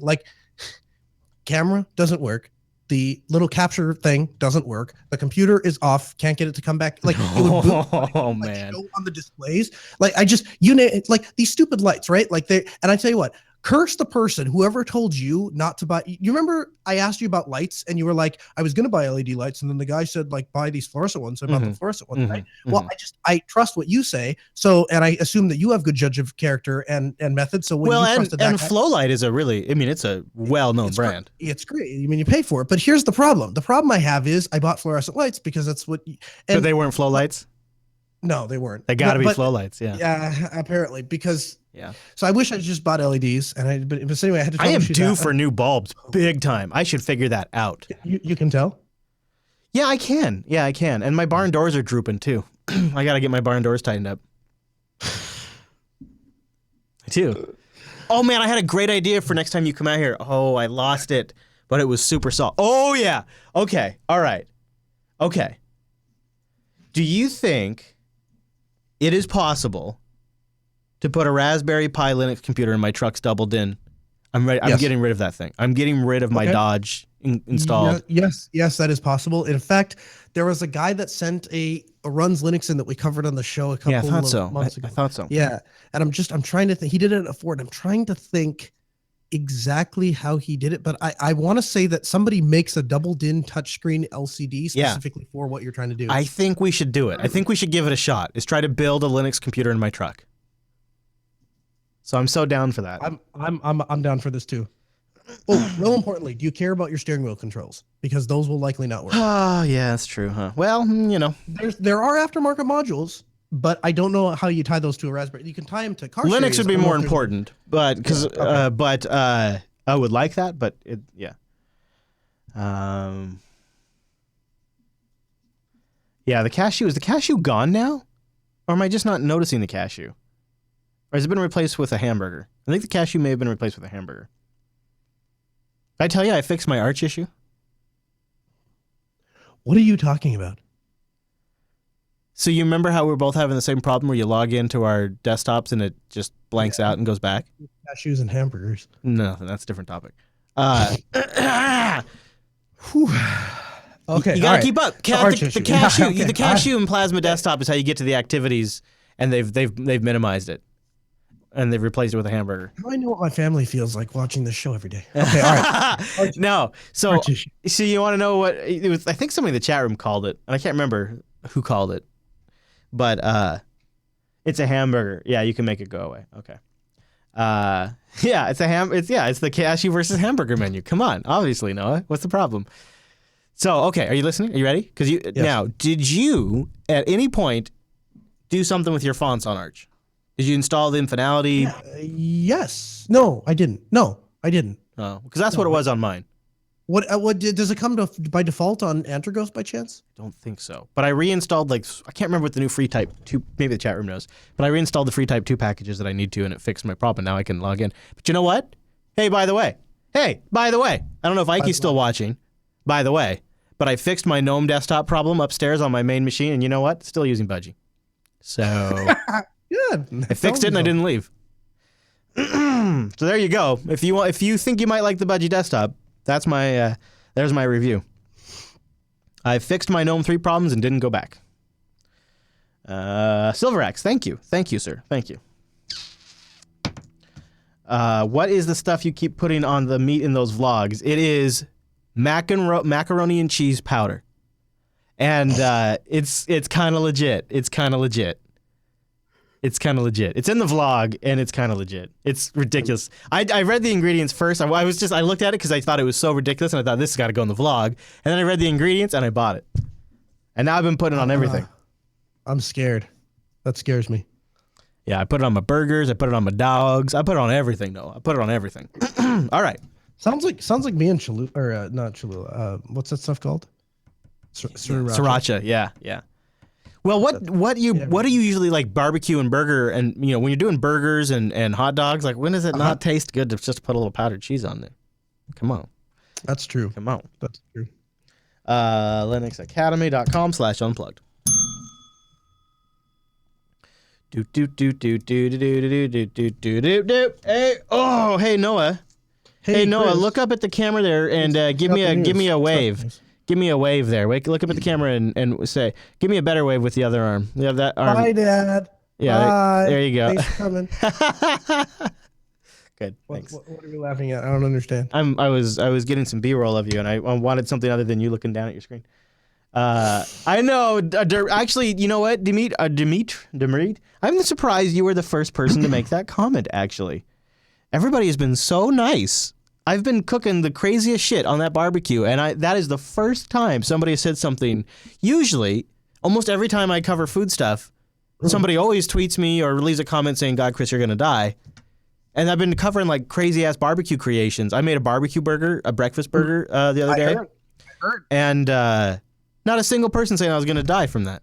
Usually, like, I look forward to people telling me that the sky is falling and that my arteries are going to collapse because of the single burger that they've seen me eat. If anyone is going to die of clogged arteries, it's going to be this guy right here. I mean, there's no two ways about it. I'm definitely dying. I don't know.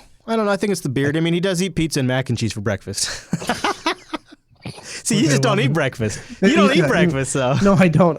It's funny because like there's some people that just they really can't get over it. Like especially if like they're hosting me. Oh for yeah, whatever yeah, reason, sure, yeah. And they're like take it as like an insult that I don't want to eat their food. I'm like, you don't understand. Yeah. Like I don't eat breakfast ever. Yeah. Ever. What is the first feeding for Noah? Usually between 11:30 and noon is when I usually And stop. when and go is get the lunch with my first mom. like juice or coffee or Coke for Noah? Coffee is right away as soon as I get into the Jeep. Coffee right next to me. And do you have like any creamer or sugar in the coffee? No, black. Really? Yep. No, I can drink it with cream and sugar, but like I got turned up. I went to my aunt's house and like apparently in India when they say coffee, they mean like coffee flavored milk because she put like 2 ounces of coffee and then like 9 ounces of milk and like a can of sugar, and I'm like, it tastes like syrup. Like I just, and ever since then I've just been like, I can do without cream and sugar. Beard, I think you should wear your breakfast pizza with pride. I wouldn't say that's calling out. I would wear that with pride. I'm so mad at you guys for keep calling it breakfast pizza. I'm looking all over the place for breakfast pizza. Well, that's why I made a Can't breakfast find burger. That's why I made a breakfast burger to make up for it. Okay, well, I'll allow it. All right. So, Almost ready. Now I realize I want to open up one more thing before we start. you should open up more things. Screw you, Noah. Screw you. me. I feel like you forgot you were in the middle of saying something. You forgot. Probably.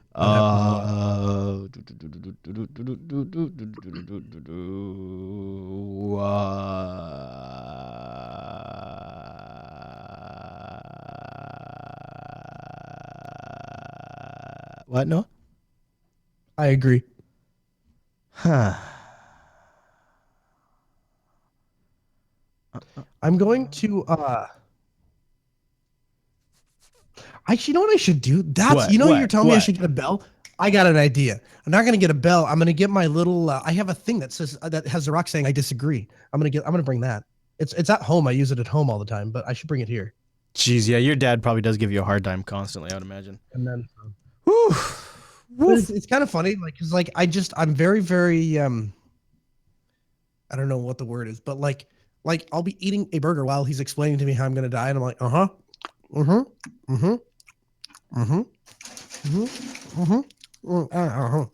die. Fries back. Right, that's me. And then you chug a Coke. And then you chug the Coke. Yeah. I only expect to make it to 60 myself, so. I told Sarah that exact same. Maybe not Really? 60, I was hoping 80, but I told her. Oh the God, exact I same kill thing. for 80, but I feel like I'm cruising for 60. No, I'm gonna try to stretch after it to 80, 70. Think about it. How many people do you know after 80 like have a super good life? Like it pretty much goes downhill from there anyway, right? Like Really, really rich people. Really rich people. yeah, right. But Yeah. for everyone else, like you got incontinence to deal with. You Yeah. can't see straight. Everything Yeah. hurts. Like, Nobody I wants to want- visit you because you're boring. Yeah. I I don't know. want to do that. I just die right before that. Like, so like, I feel like 80 is like, if I can make it to 80, I'm good. That's good. I'm good to go then. Yeah. You see, Good. this is the thing is I figure So, that like, means- so here's what I'm thinking around 60, 65, maybe 70. That means that I'm done technology. Like no more technology for me. I'm done. I'm going to check out. I'm going to go build myself a tiny house in the woods. And I'm going to, why my not life- 40? I guess like 5 years. That's 5 years out for me now. I can't. do yeah, it. because here's the thing. I need to be able to make some money but like, I'm telling you, like I can feel it coming a mile away. Like there is going to get to a point where I am going to be so ready to be done with technology. I think I'm there now though. I'm close. I just like, especially if things continue to move in this like cloud thing, like every time I walk, there used to be a time when I would walk into Best Buy and everything I'd pick up excited me. And I'm like, oh man, look, I Yeah. remember the first Linux powered PDA came out and it was a big sign, Linux powered PDA. And they had this thing and there's like this little glowing case and it was made by Sharp. And I opened Yep, it up and I was yep, like, oh, this is so cool. Like I remember thinking that, like, it was just, things just move forward. Or even when Here's we went the- from like Windows 3.1 to 95 and 95 to 98 and like things just kept getting better and it was all cool. And somewhere around the XP era, we kind of flip flopped and Here's- now everything goes. Here's worse. where I stand on it. I'm okay with go ahead and do your cloud stuff. That's fine. But Yep. two things: keep them secure, and like make the basic functionality better. So like I'll give you an example. So this is what happened to me today. I was live streaming something which I only do like on Sundays when I'm driving into work. I'll live stream the pre-show of No Agenda because you can't hear that any other way. So I'm live streaming as I drive to work. First it cuts out because I didn't have signal where I'm at. Then when the signal comes back, the app, which is supposed to buffer, doesn't rebuffer and replay. So I have to dig my phone out of my console, unlock it, start the app up, hit play, hit pause, hit play. It starts playing again. I put it back in my console. 10 seconds later, a phone call comes in. I answer the phone. It's Crystal Springs telling me about the water pickup. I hang up the phone after 3 seconds. And it doesn't resume the audio, and I miss the beginning of the show. Why is this not better? Like, why doesn't it auto pick up after reception comes back? Why doesn't auto replay after I hang up? And sometimes I feel like it does. I feel like sometimes that does happen.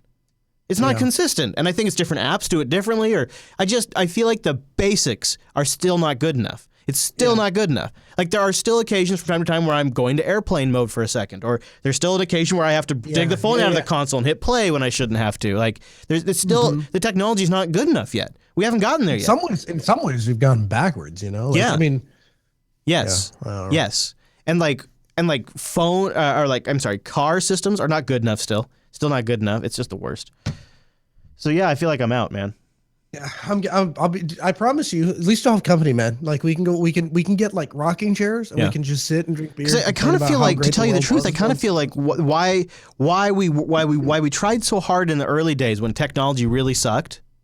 Why we pushed so hard is because we told ourselves, well, one day we'll work through all this stuff and it's going to be better, because technology is always improving. Technology is always getting better. Technology is always getting more efficient. Right. Technology is always getting faster. But that's not true. Technology is not really getting that much faster. Technology is not getting that much better. Technology is not getting more improved. The other thing is, and again, I pegged this right around the time of like XP era.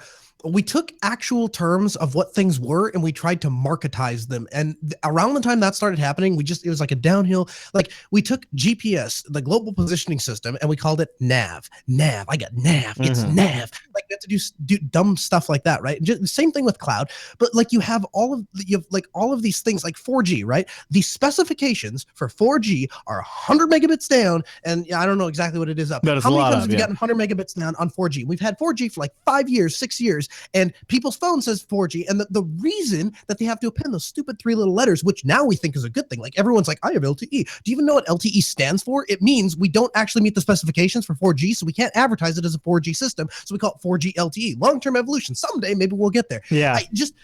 And then we talk about it like it's a great thing. Like, this is a great new marketing thing. And people are so dumb that they just go, well, 4G is higher than 3G, so that's better.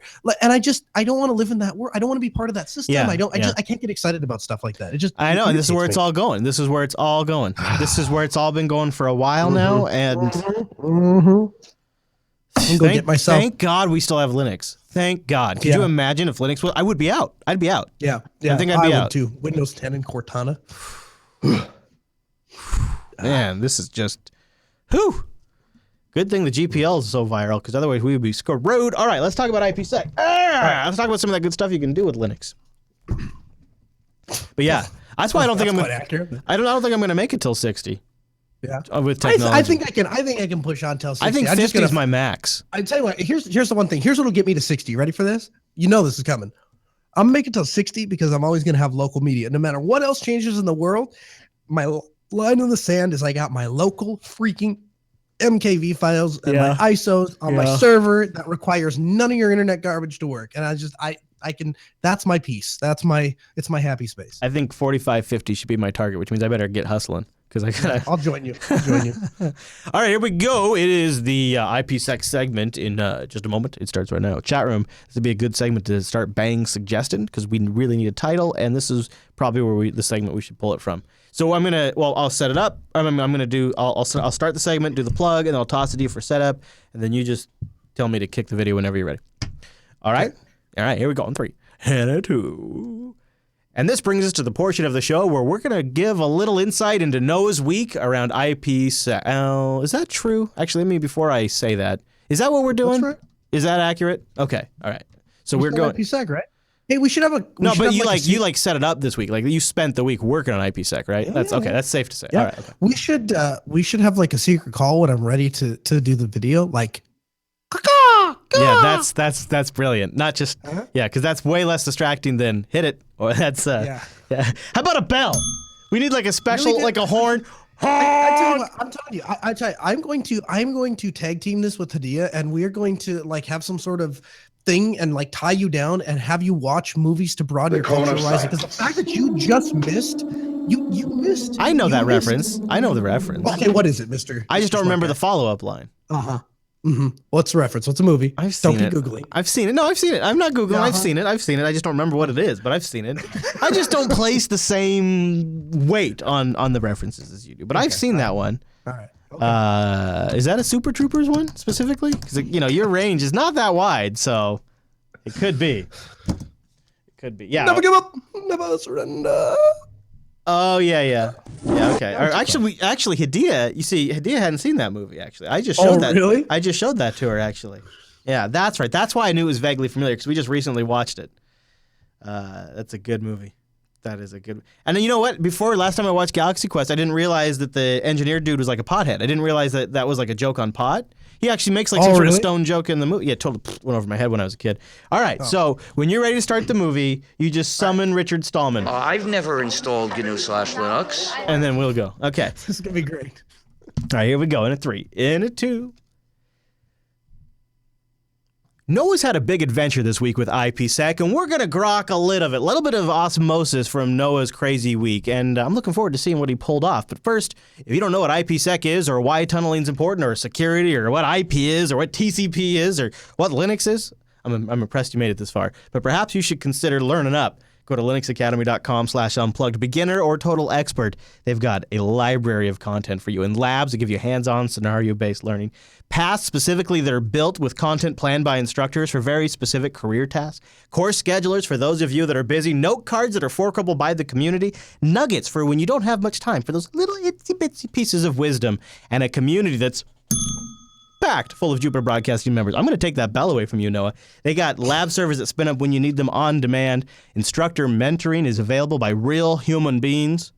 I think Linux Academy is packed full of good stuff. Start by going to linuxacademy.com/unplug, support the show, and then sign up for a free 7-day trial. You can also sniff around on their Linux Academy.com Twitter handle. Why, look at this. A little spy cam into one of their recent meetings. You know what's nuts is they're growing like crazy. Linux Academy has exploded over the last year. Not just in terms of user base, not just in terms of the amount of weight and legitimacy they now have in the industry and like the Linux Foundation and all these companies that are working with them, but also in their team, producing new content like crazy, making your membership more valuable than ever. linuxacademy.com/unplugged, and a very big thank you, Linux Academy, for supporting this show, and congratulations on such a great year. linuxacademy.com/unplugged. Tell me about your pain, Mr. Noah. Tell me about your pain. Well, so let's start with what IPsec is. And the chat room already is going, what did he say? IPsec? What did he say? So IPsec is basically a protocol that takes packets and encrypts them and then sends them over the internet. That's basically all it is. And the video is going to go into a little bit about how we used IPsec to solve a problem. There are just 2 disclaimers I need to make. One is that I was going to originally kind of do a how-to. I was kind of thinking about that. After spending literally 3 solid days setting this up and troubleshooting, I realized that it's not quite that simple as just click these buttons and it will work. It requires a lot of thought and environment-specific planning. So there really isn't a one how-to way to do it. That said, I did put the configuration of how we set ours up. You'll have to go through and come up with your match it to your IP. That might be a good starting space. Yeah. Yeah. There you go, Richard. I've never installed GNU/Linux.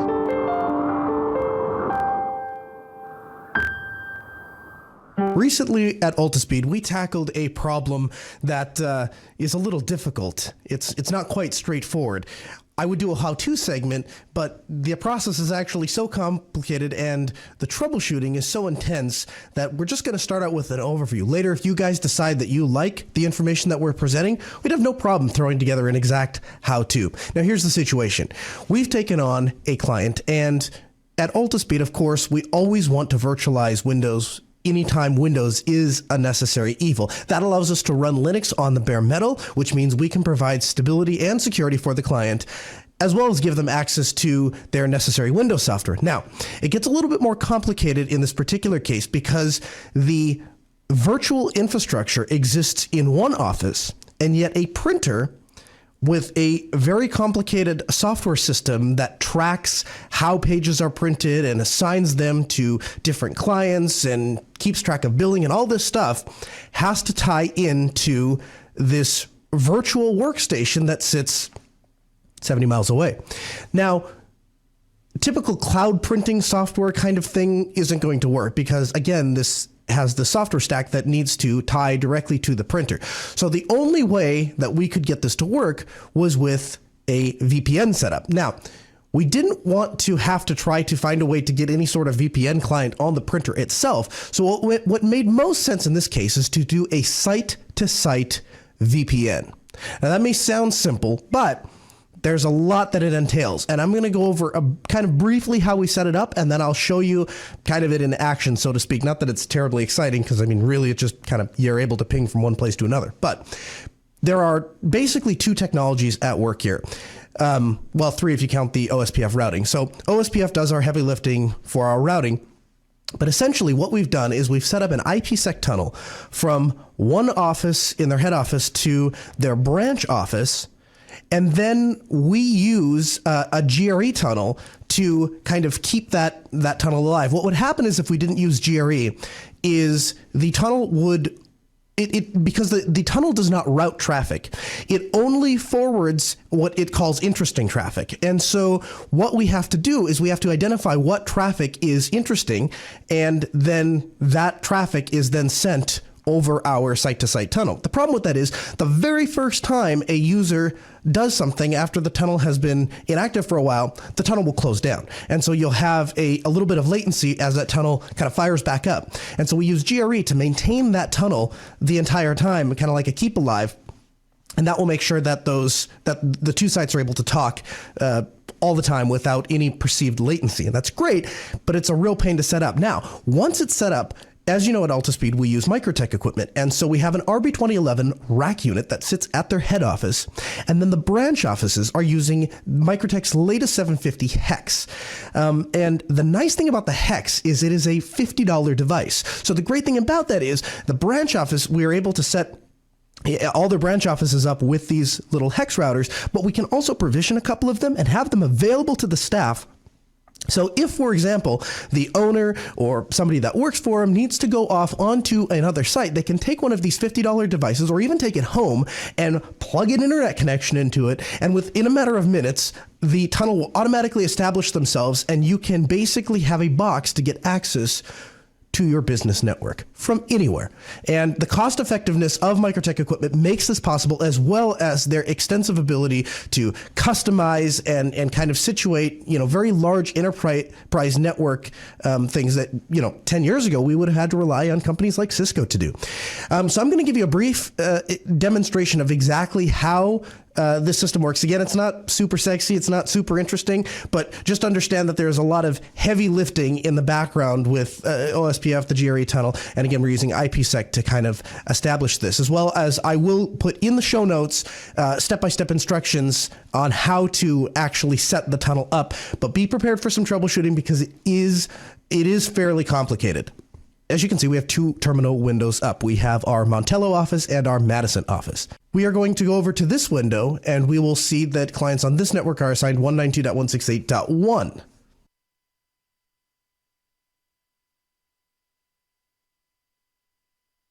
We are going to go into the IP DHCP server, and we can see here that clients on this network are assigned 192.168.100.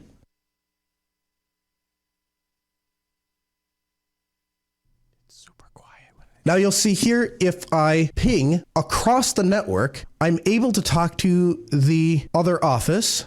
And likewise, if I ping the other direction, you can see here that I'm able to talk back and forth. And you notice the latency is actually very, very, very limited. So there's not a lot of latency as these people are working, as they are doing their office work. You notice that they're probably not even really going to know that they're going over this IPsec tunnel. To them, it's just kind of like magic. And so basically what they're doing is they are accessing a remote virtual workstation that sits in their head office.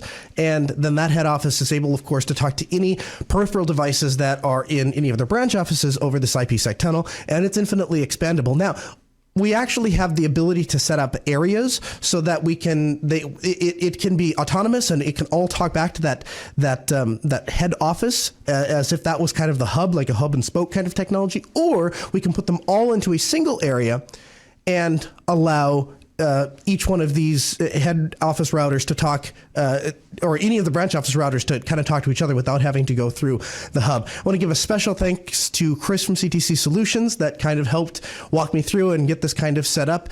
And, it was a lot of work, but it does take a lot of troubleshooting, but once you have it set up, you can do a site-to-site VPN with no problems, and it works completely reliably once it's set up. It just prepare for like 6 to 12 hours of troubleshooting to actually get the thing up and running, because it's definitely not an easy task.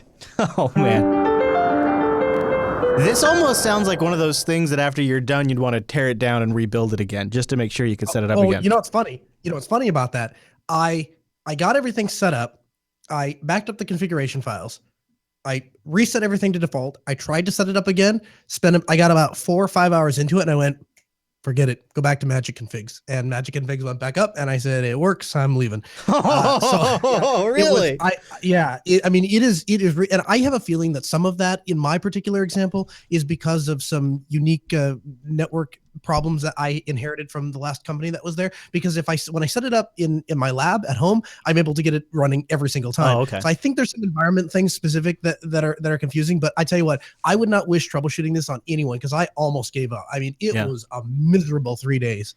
Interesting, though. You stuck with it and you got it working, Noah. So that's commendable. And now you can share what you learned in the show notes. So if you want to follow up on some of this, or maybe you want to try to use Noah's config as sort of a starting point, he's broken it all out in the show notes. Just go look for episode, what is this, 453 again? 454. Just go look for episode 454, and it'll all be broken out in there. Is there anything else you want to add to all of that mess before we move on? If anyone tries to set this up and doesn't get it to work, don't call me. Yeah, and best of luck to you. All right, that's Noah's adventures with IPsec this week. All right. How was that? How was that for It's good. It was good. I liked it.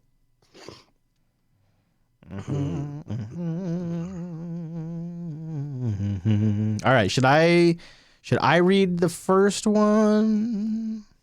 Oh yeah, I got here's the thing. The second email is going to generate discussion. Because I think you and I are going to have totally opposite Okay. All right. Where's the document? All right.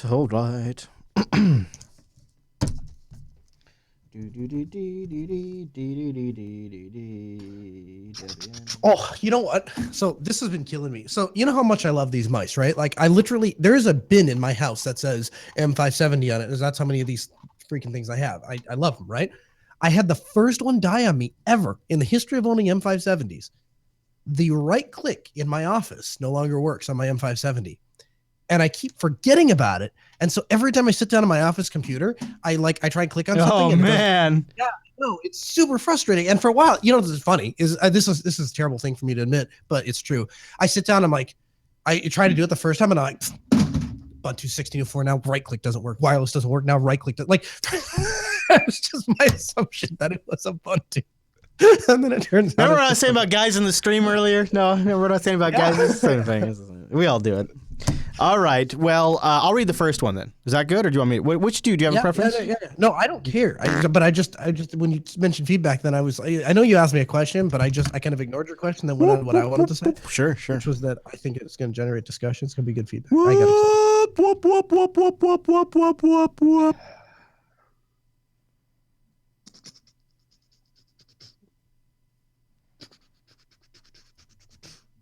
I don't see anything about the Superfan contest on the page anymore. Norse?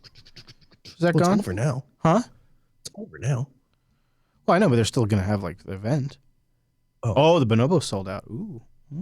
Ooh. I want. All right. We have that. So which one are you reading? Did you decide? Okay, I'm reading the second one. Okay. All right, here we go. It is the feedback. You know, another reason you got to come out here soon is we have the grill, the old grill hooked back up. So I'm cooking shit on that all the time. And we're grilling on the grill, not barbecuing. Yes. Fantastic. Yes, makes me happy. Yeah, I can tell. You see, I'm willing to concede on some things like grills and barbecue if we define the parameters. But you, on the other hand, No. Hey, I'll tell you what. I ate actual barbecue with you, and it was good. I mean, it wasn't like Yeah. it wasn't like Yeah. North Texas kind of Right, barbecue yeah. good, but it was really good. Yeah. Okay, so chat room, please bang suggest. Bang. You know what I think I'm gonna do? I think I'm gonna make an offer out there to anybody in the internet that wants to, well, I don't really know if I want to do that. I'm tempted to offer. No, it's gonna be. What I really want to do is I want to say, you guys want to put up or shut up here. Here's a week to edit Jupiter Broadcasting shows under Linux. Have at it. See if you can do it. But in reality, for me to facilitate that, I'd have to make source files available, and I'd have to work with these editors on what I wanted, and it's just. I would love to make an opportunity out of it, but it's just going to be too much work. I'd totally do it. In fact, I don't know if there's enough time this year, but next year when he does this, like if you just kind of give me like the general thing of what I need to do, I'll even use the Mac to get the source files that I need to edit on Linux later. I just don't think I have enough time to do that now. What do you mean the general thing you need to do? Well, if you're like, so here's where all my Photoshop files are. Oh. Go make your titles. But I don't know what you're talking about with source files, but I assume it's something like that, right? So I'd even be willing to use the Mac long enough to get like the whatever intros I need to get. You'd really just need Dropbox because it's all in Dropbox. Oh, really? Yeah. The way we set it up is you don't have to edit anything. The way we set it up is the paths are the same on all the systems. So if you install Dropbox, the editor sees all this. So you could, if you had access to Dropbox, you had that synced to your laptop. You get all of the asset files, like the intros, the music, the Photoshop files. Then the other source files I was really referring to was actually the actual recordings. But yeah, you're right. You would need access to all of the assets, and that's a pain in my ass too. Yeah. So yeah. Well, I don't you. I mean, yeah, this is a particularly bad year, but if I had even like one more, like I'd still do it. I think if that ever comes open, I'd still be tempted to jump on it. But like in the future, like you cut me in, I'll come live there. I'll be a live-in Linux editor. I'll come fill in for a guy. I'll buy you. I'll even eat the burgers. I would say the only way it'd be worth it is if after you left, we walked away with something that was gained. Well, I think you would. Here's what I predict would happen. Here's what I think would happen. What I think would happen is I don't know if I can necessarily. I don't think anyone. You're like me. It's very difficult to convince you of anything unless the evidence is like overwhelming. I don't know if I could get to that stage. But here's what I think I could convince you of. I think I could convince you that if somebody was willing to accept a given workflow, I think that you could get all of the things that you need to get done with zero perceivable difference in quality. Out on the network, I think you could get that done in Linux. That's what I think. I think that'd be doable. And then I think what you would extrapolate from that is, man, that opens things up on a different scale because now we're open to built computers. We're open to anything from System 76. We're the dynamic of what we can edit on and how we can edit. I agree. I agree. It makes it. We could put a much nicer PC there. And then I'd be tempted, and Rakai and I've been secretly scheming about this. If we could have an ingest box and an outgest box, two rendering things that sat in the garage, and you could just drop a file in there and it would just and then spit it out and go, here's the 7 files that you need for this or whatever. We could have all that tied in. I've always wanted to do that, but the thing that I always come back to is if I had the overhead for not much. If I had the money to set up an encoding box, why not put that money in the editing rig? Right. And make it a 12-core editing rig. And Yep. The other thing is we could be doing that already if we wanted to. We've got an i7 in the garage. We've got a i7 right here. We've got an i7 right there.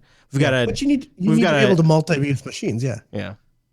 We could do it now though. All these machines could have FFmpeg. Most of them already do. They all could be looking at a point on the NAS. These are all things we could have already done if we actually were motivated. I feel like the resources are not necessarily misspent on just making the editing machine badass. If it could be a PC. I completely agree. Yeah, I completely agree. 100% agree. 100%. I don't know if I want to choose one form of lock-in for the other, though. It feels like it's not ideal to be locked into. What version of Ubuntu do you have to stay on to really get the most out of Lightworks? Yeah, that's true. What version? Well, here's the thing. Honestly, I haven't been doing that. Right now I'm using Arch, right? So you are? I thought you had to go back to Ubuntu for at least your dad's thing. No, there was that audio problem, but it's great. Really, this is kind of a huge toss to the community. So there are individual issues that come up, but the thing is, within a day, somebody will post on the AUR and say, yes, it's broken, and here's how you work around it, or until we get it fixed. And so they just made this little package, and The other thing you too, download it and click on it, and it just you don't fixes have it. to, when you update your system, you don't have to update the AUR. Like a lot of times, just for speed, I just skip the AUR. Yeah, I guess I could start doing that. There was some Pulse Audio thing though that got updated that broke it. Oh, so that wouldn't have been skipped. Yeah, but I clicked on the thing and it rolled it back and it was done. But So, let's get into this because now we're getting into where I want to talk about. All right, so this is the feedback segment and it starts right now in a 3, in a 2 chat room. Here we go. You can start bank suggesting or voting, really. You can start pre-voting in a 2. And that brings us to the end of this week's broadcast. Before we go, we want to get into some emails, which I think are going to kick off a few interesting discussions, as well as a few other bits and odds that we want to cover with you guys. Before we go, I want to thank System76 for sponsoring the feedback. You can go to system76.com and get yourself a rig designed, born, created to run Linux. Comes preloaded with Ubuntu, and my personal experience for over a decade now has been just about any distro I've ever put on there runs great. Really, I've never had a problem. They have, of course, an out-of-the-box experience with Ubuntu, and they'll help you support that. And it's a really nice package. If you're looking for that Mac-like experience when it comes to Linux, you know what I'm talking about. The one where people are like, I just want to take it out of the box, set it up, and not have any problems. Yeah, that's System 76. And the great thing is if you do have an issue, they got a good company behind them to support you. System76.com. Go there and check it out. Killer laptops, desktops, all-in-ones, tiny machines, huge desktop destroying machines, or light 14 inches. They got the whole range over at System76.com, as well as servers and swag. Once you check out, just tell them Noah switched you to Linux. It's our little secret. Shh, I don't care if you already run Linux. Just tell them Noah switched you, and you're going to get System76 rig. System76.com. Thanks to System76 for sponsoring the Linux Action Show. All right, I will do the emails, and I will read the first one. And this one came in from Chris B. about Arch versus an LTS. He says, hey guys, I love the show and had a question that I was wondering if I could get an opinion on from the two most foremost Linux experts. Well, I'll say at least the loudest. Although, at a certain point, I feel like the fact that this show as an institution has been around for a decade just qualifies us as we should have some tenure now. We get tenure in the Linux community. I'm currently an Arch user, but I'm troubled by your recent stories of Arch breaking at a crucial time. I'm considering a switch back to Ubuntu 16.04 when the new X260 arrives, because I've noticed that the Arch system I've created now is very similar to the base install of Ubuntu. I'm enjoying the rolling release, bleeding edge nature of Arch, especially some of the default apps that he's installed, or things like getting the newest versions of FireJail, what's up, but wonder if Ubuntu would be more bulletproof in keeping with your newest discussions, and if Arch is worth the trouble if I'm just essentially creating Ubuntu in the end. Thanks, love the show, and keep up the great work. I don't want to answer this just yet, because I think my answers to the next question are going to answer Chris's, so the two will go together, but I want to say this. My Arch issues, for those of you that don't know, what happened was, I always do updates about every couple of days on my main workstation. I don't always reboot. Sometimes you guys probably done this. I have another terminal window going doing the updates. I get some work done and I get distracted and I leave. I come back. Oh yeah, I got to reboot a day or two later. In this case, I think it was 3 days later. I hit the reboot. Machine comes back up. GDM comes up. I log in, hit enter. No, I'm on X. Flash, flash, flash. I see my mouse cursor for a second. Flash, flash, boom, back to GDM. I check journal CTL, comes out with a whole bunch of no-mares. Nothing that I can really quite wrap my head around because it's just general GTK error, all of the things. Everything is giving me errors. And I'm like, okay, this is a bad one. And I didn't really know what the issue was. I was really in the middle of a project too, so it was a bad time. That's why it was super upsetting because it was gosh, this is my machine that I sit down at and without a beat. By the time my butt's just sitting in the chair and I'm already typing and I'm working. And for that machine to break, it's oh, what am I gonna do? I'm rudderless. And I stepped away for a while and just kind of stepped around the issue by installing Budgie Desktop from the AUR, which I have really enjoyed. And which then made me more seriously consider Solus as my primary driver, sort of like what Chris B is going through right now. He's recreated Ubuntu, so now he's considering just going back to Ubuntu. I kind of created Solus, and so now I'm just thinking, well, maybe I should just use Solus. But I'm going to continue. We'll continue to the next thing. The only thing I'll point out is my particular issue, just so you guys know, was I think the chat room called it out. A couple of you, I think, did on Twitter too. It was the Infantality font package. It's just been abandoned. And I guess when this machine was set up ages ago, I installed that, and it's caused issues. Resetting up FreeType 2 appropriately fixed my problem. What? All of 9 months ago. I know, it feels like ages ago, though. I know, I was thinking that too. But in terms of the amount of machines I've gone through since that computer's been set up, like in machine age, it's been ages. It really has. It's like one of my oldest installs now just because of the amount of turnover I've had recently. And I didn't want to abandon it because I have a whole bunch of things set up on it. So I finally was like, all right, I'm willing to take another crack at fixing this. And I reinstalled my fonts, got all that font crap, the free type stuff set up. And now GNOME's working fine, VLC is working fine, the things I could log in just fine. And after all of that, I'm still on Budgie. So let's get to Rick's question, and we'll answer the rest. Okay. All right. So Rick writes in, and he wants to know about Bulletproof Linux. And he says, Arch Linux proper with the Linux LTS, NVIDIA LTS driver using NVIDIA, and a desktop environment that is not GNOME or Plasma. The only issue I've had with Arch have been tied to the graphics driver, display manager, and desktop environment. Now add fonts. I love GNOME and Plasma. However, both are being updated too often to be considered bulletproof. Use something boring like XFCE or Mate if you want bulletproof. By default, XFCE and Mate look pretty boring, but they can be tweaked to look amazing. Check it out. And he links us to the r/Unix point. So I agree. And this is why I go back to Chris. So Chris is on XFCE on Arch right now. And if he swapped out his kernel for the LTS kernel and his driver for the NVIDIA LTS driver kernel, I would almost bet money that and keeping with XFCE, I would almost bet money that he would have a bulletproof setup right there. Because in total, my most reliable, stable systems have been my Arch systems. In total. I had a recent crash, but in totality, all of my other systems eventually have some sort of problem after an update, after like a year or so, or I can't install something, or it has this version of GTK and Corebird requires this version of GTK. Like I always get there with all of my other systems. And my Arch boxes, with the exception of the Hairmaster upstairs, have been very solid.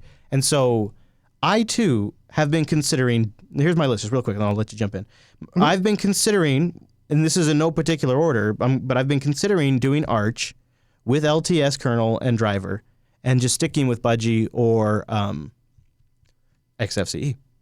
Because it really is GNOME and Plasma that changed the most.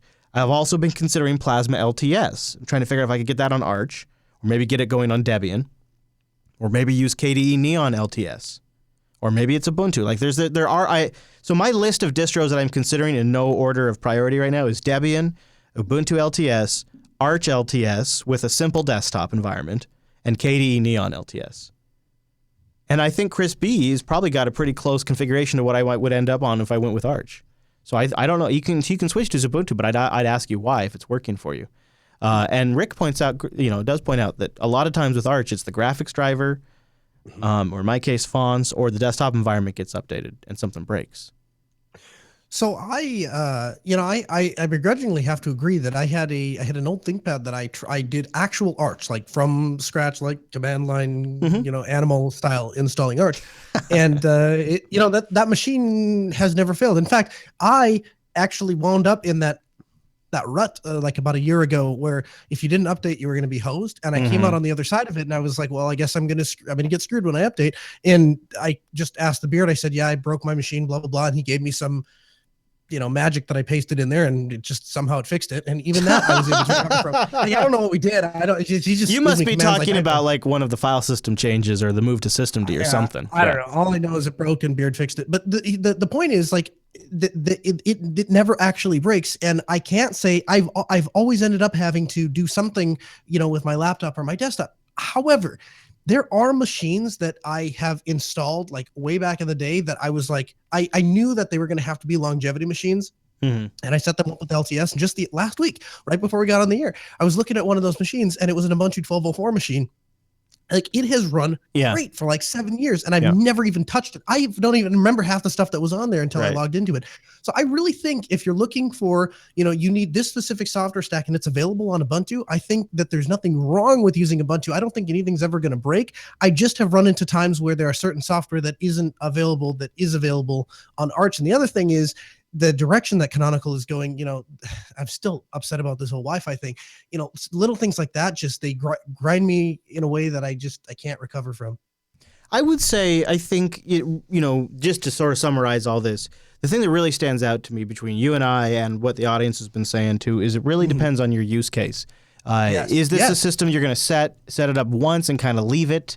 Then one distro may work better than the other. Is this something that you're going to want to be able to maybe get a fairly stable base, but kind of want to stay current on kernels and video drivers and occasionally play games? Then another distro is going to work for you. Are you going to run mostly server-side applications? Another distro. There is no one single answer, but I feel like we are. Your comfortability too. Yes, your comfortability plays into it too. How familiar. Yeah. I feel like, though, we are circling in on a series of possibilities, like 4, 5, 6 options that solve a lot of these scenarios and a lot of these cases. And so I'm going to probably spend, I don't know, the rest of this next week trying to nail down my list, maybe one distro and trying it. And I'll probably toss a lot of them on that new XPS 13 that I got, the Kaby Lake. Yeah. And see because that's just a nice. I don't think so. I think we covered this. We already covered this. It's both. I watch an Intel presentation. That's where I got it from. See, but I think we looked it up, and it's both. Like, it literally, people say both. So have at it. I even double checked with the beard just like yesterday. I checked in on him. Yeah, just to make sure that we really looked into it.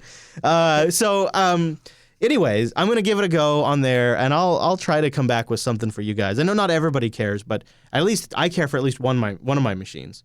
I want to do this to it, and maybe 2 machines, and then the rest I'll just have at it. Who cares? But that's kind of my thoughts.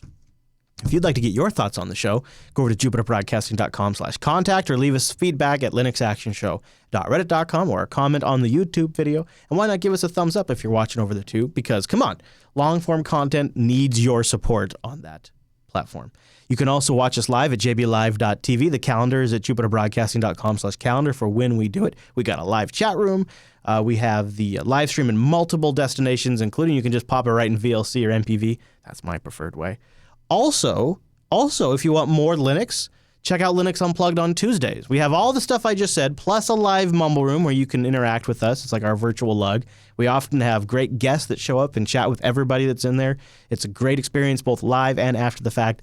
Linux Unplugged, one of the internet's favorites. You can find all of that over at jupiterbroadcasting.com.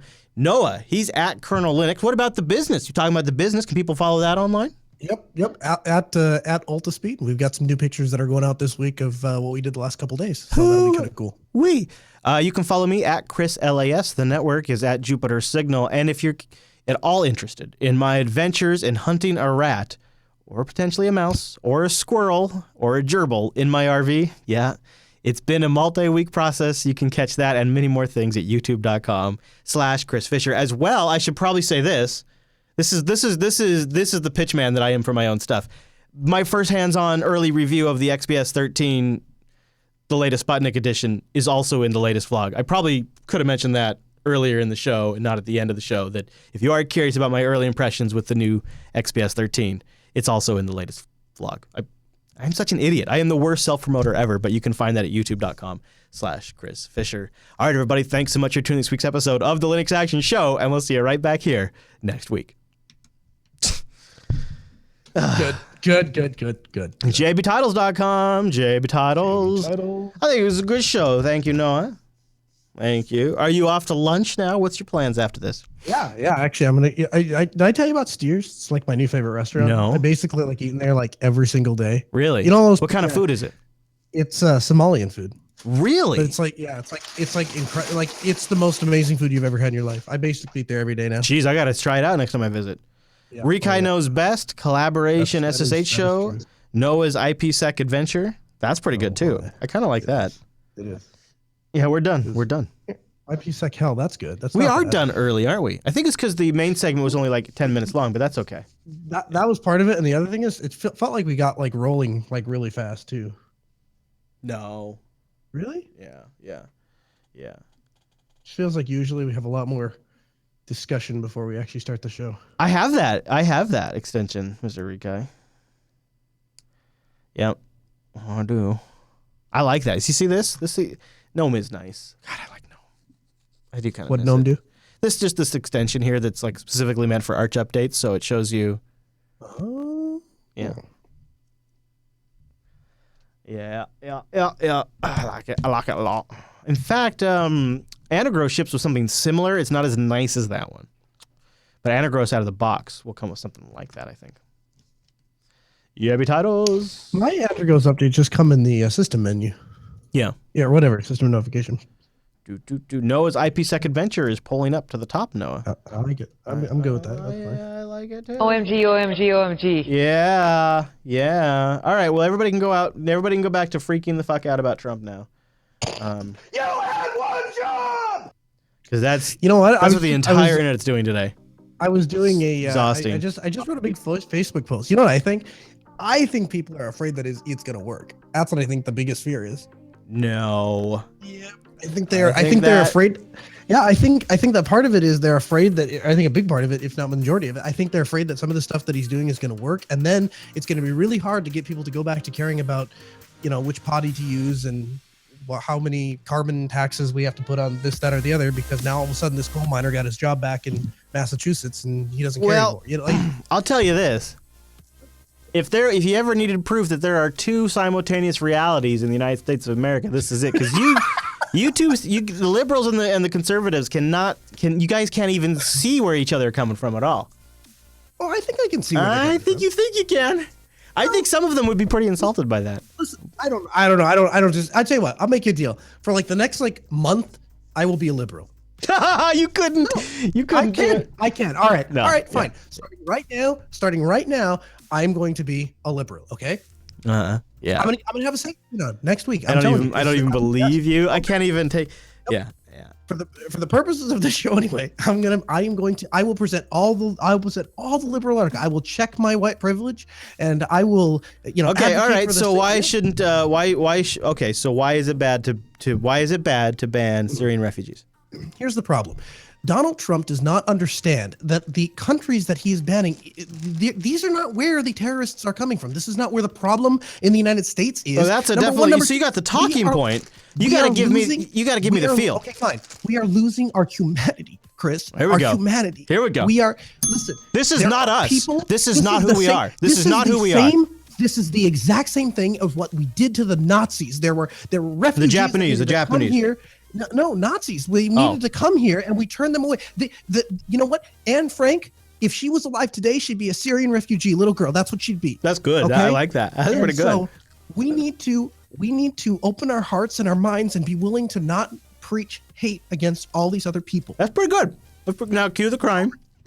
And do not let these planes land and not give them any place to go and send them back. They are vetted. They take 10 years to vet these people, and they go through horrendous processes to get vetted, and they check 10 years of criminal history from the records that Syria doesn't have. but yes, we vet these people very carefully. I heard a crack there. I almost made it. I'm making it. That's pretty good. That was pretty good. Yeah, you sounded pretty white. That was true. I've never been so embarrassed to be a white male. Wait. Okay. All right, we have a title. All right, sounds good. I think we have a show. We have a title. I think we've checked the boxes, Noah. Get the hell out of here. Get the hell out of here. All right, see you next week. All right, chat room, thank you guys for being here. Hope you enjoyed the show. I hope to see you for Coda Radio tomorrow.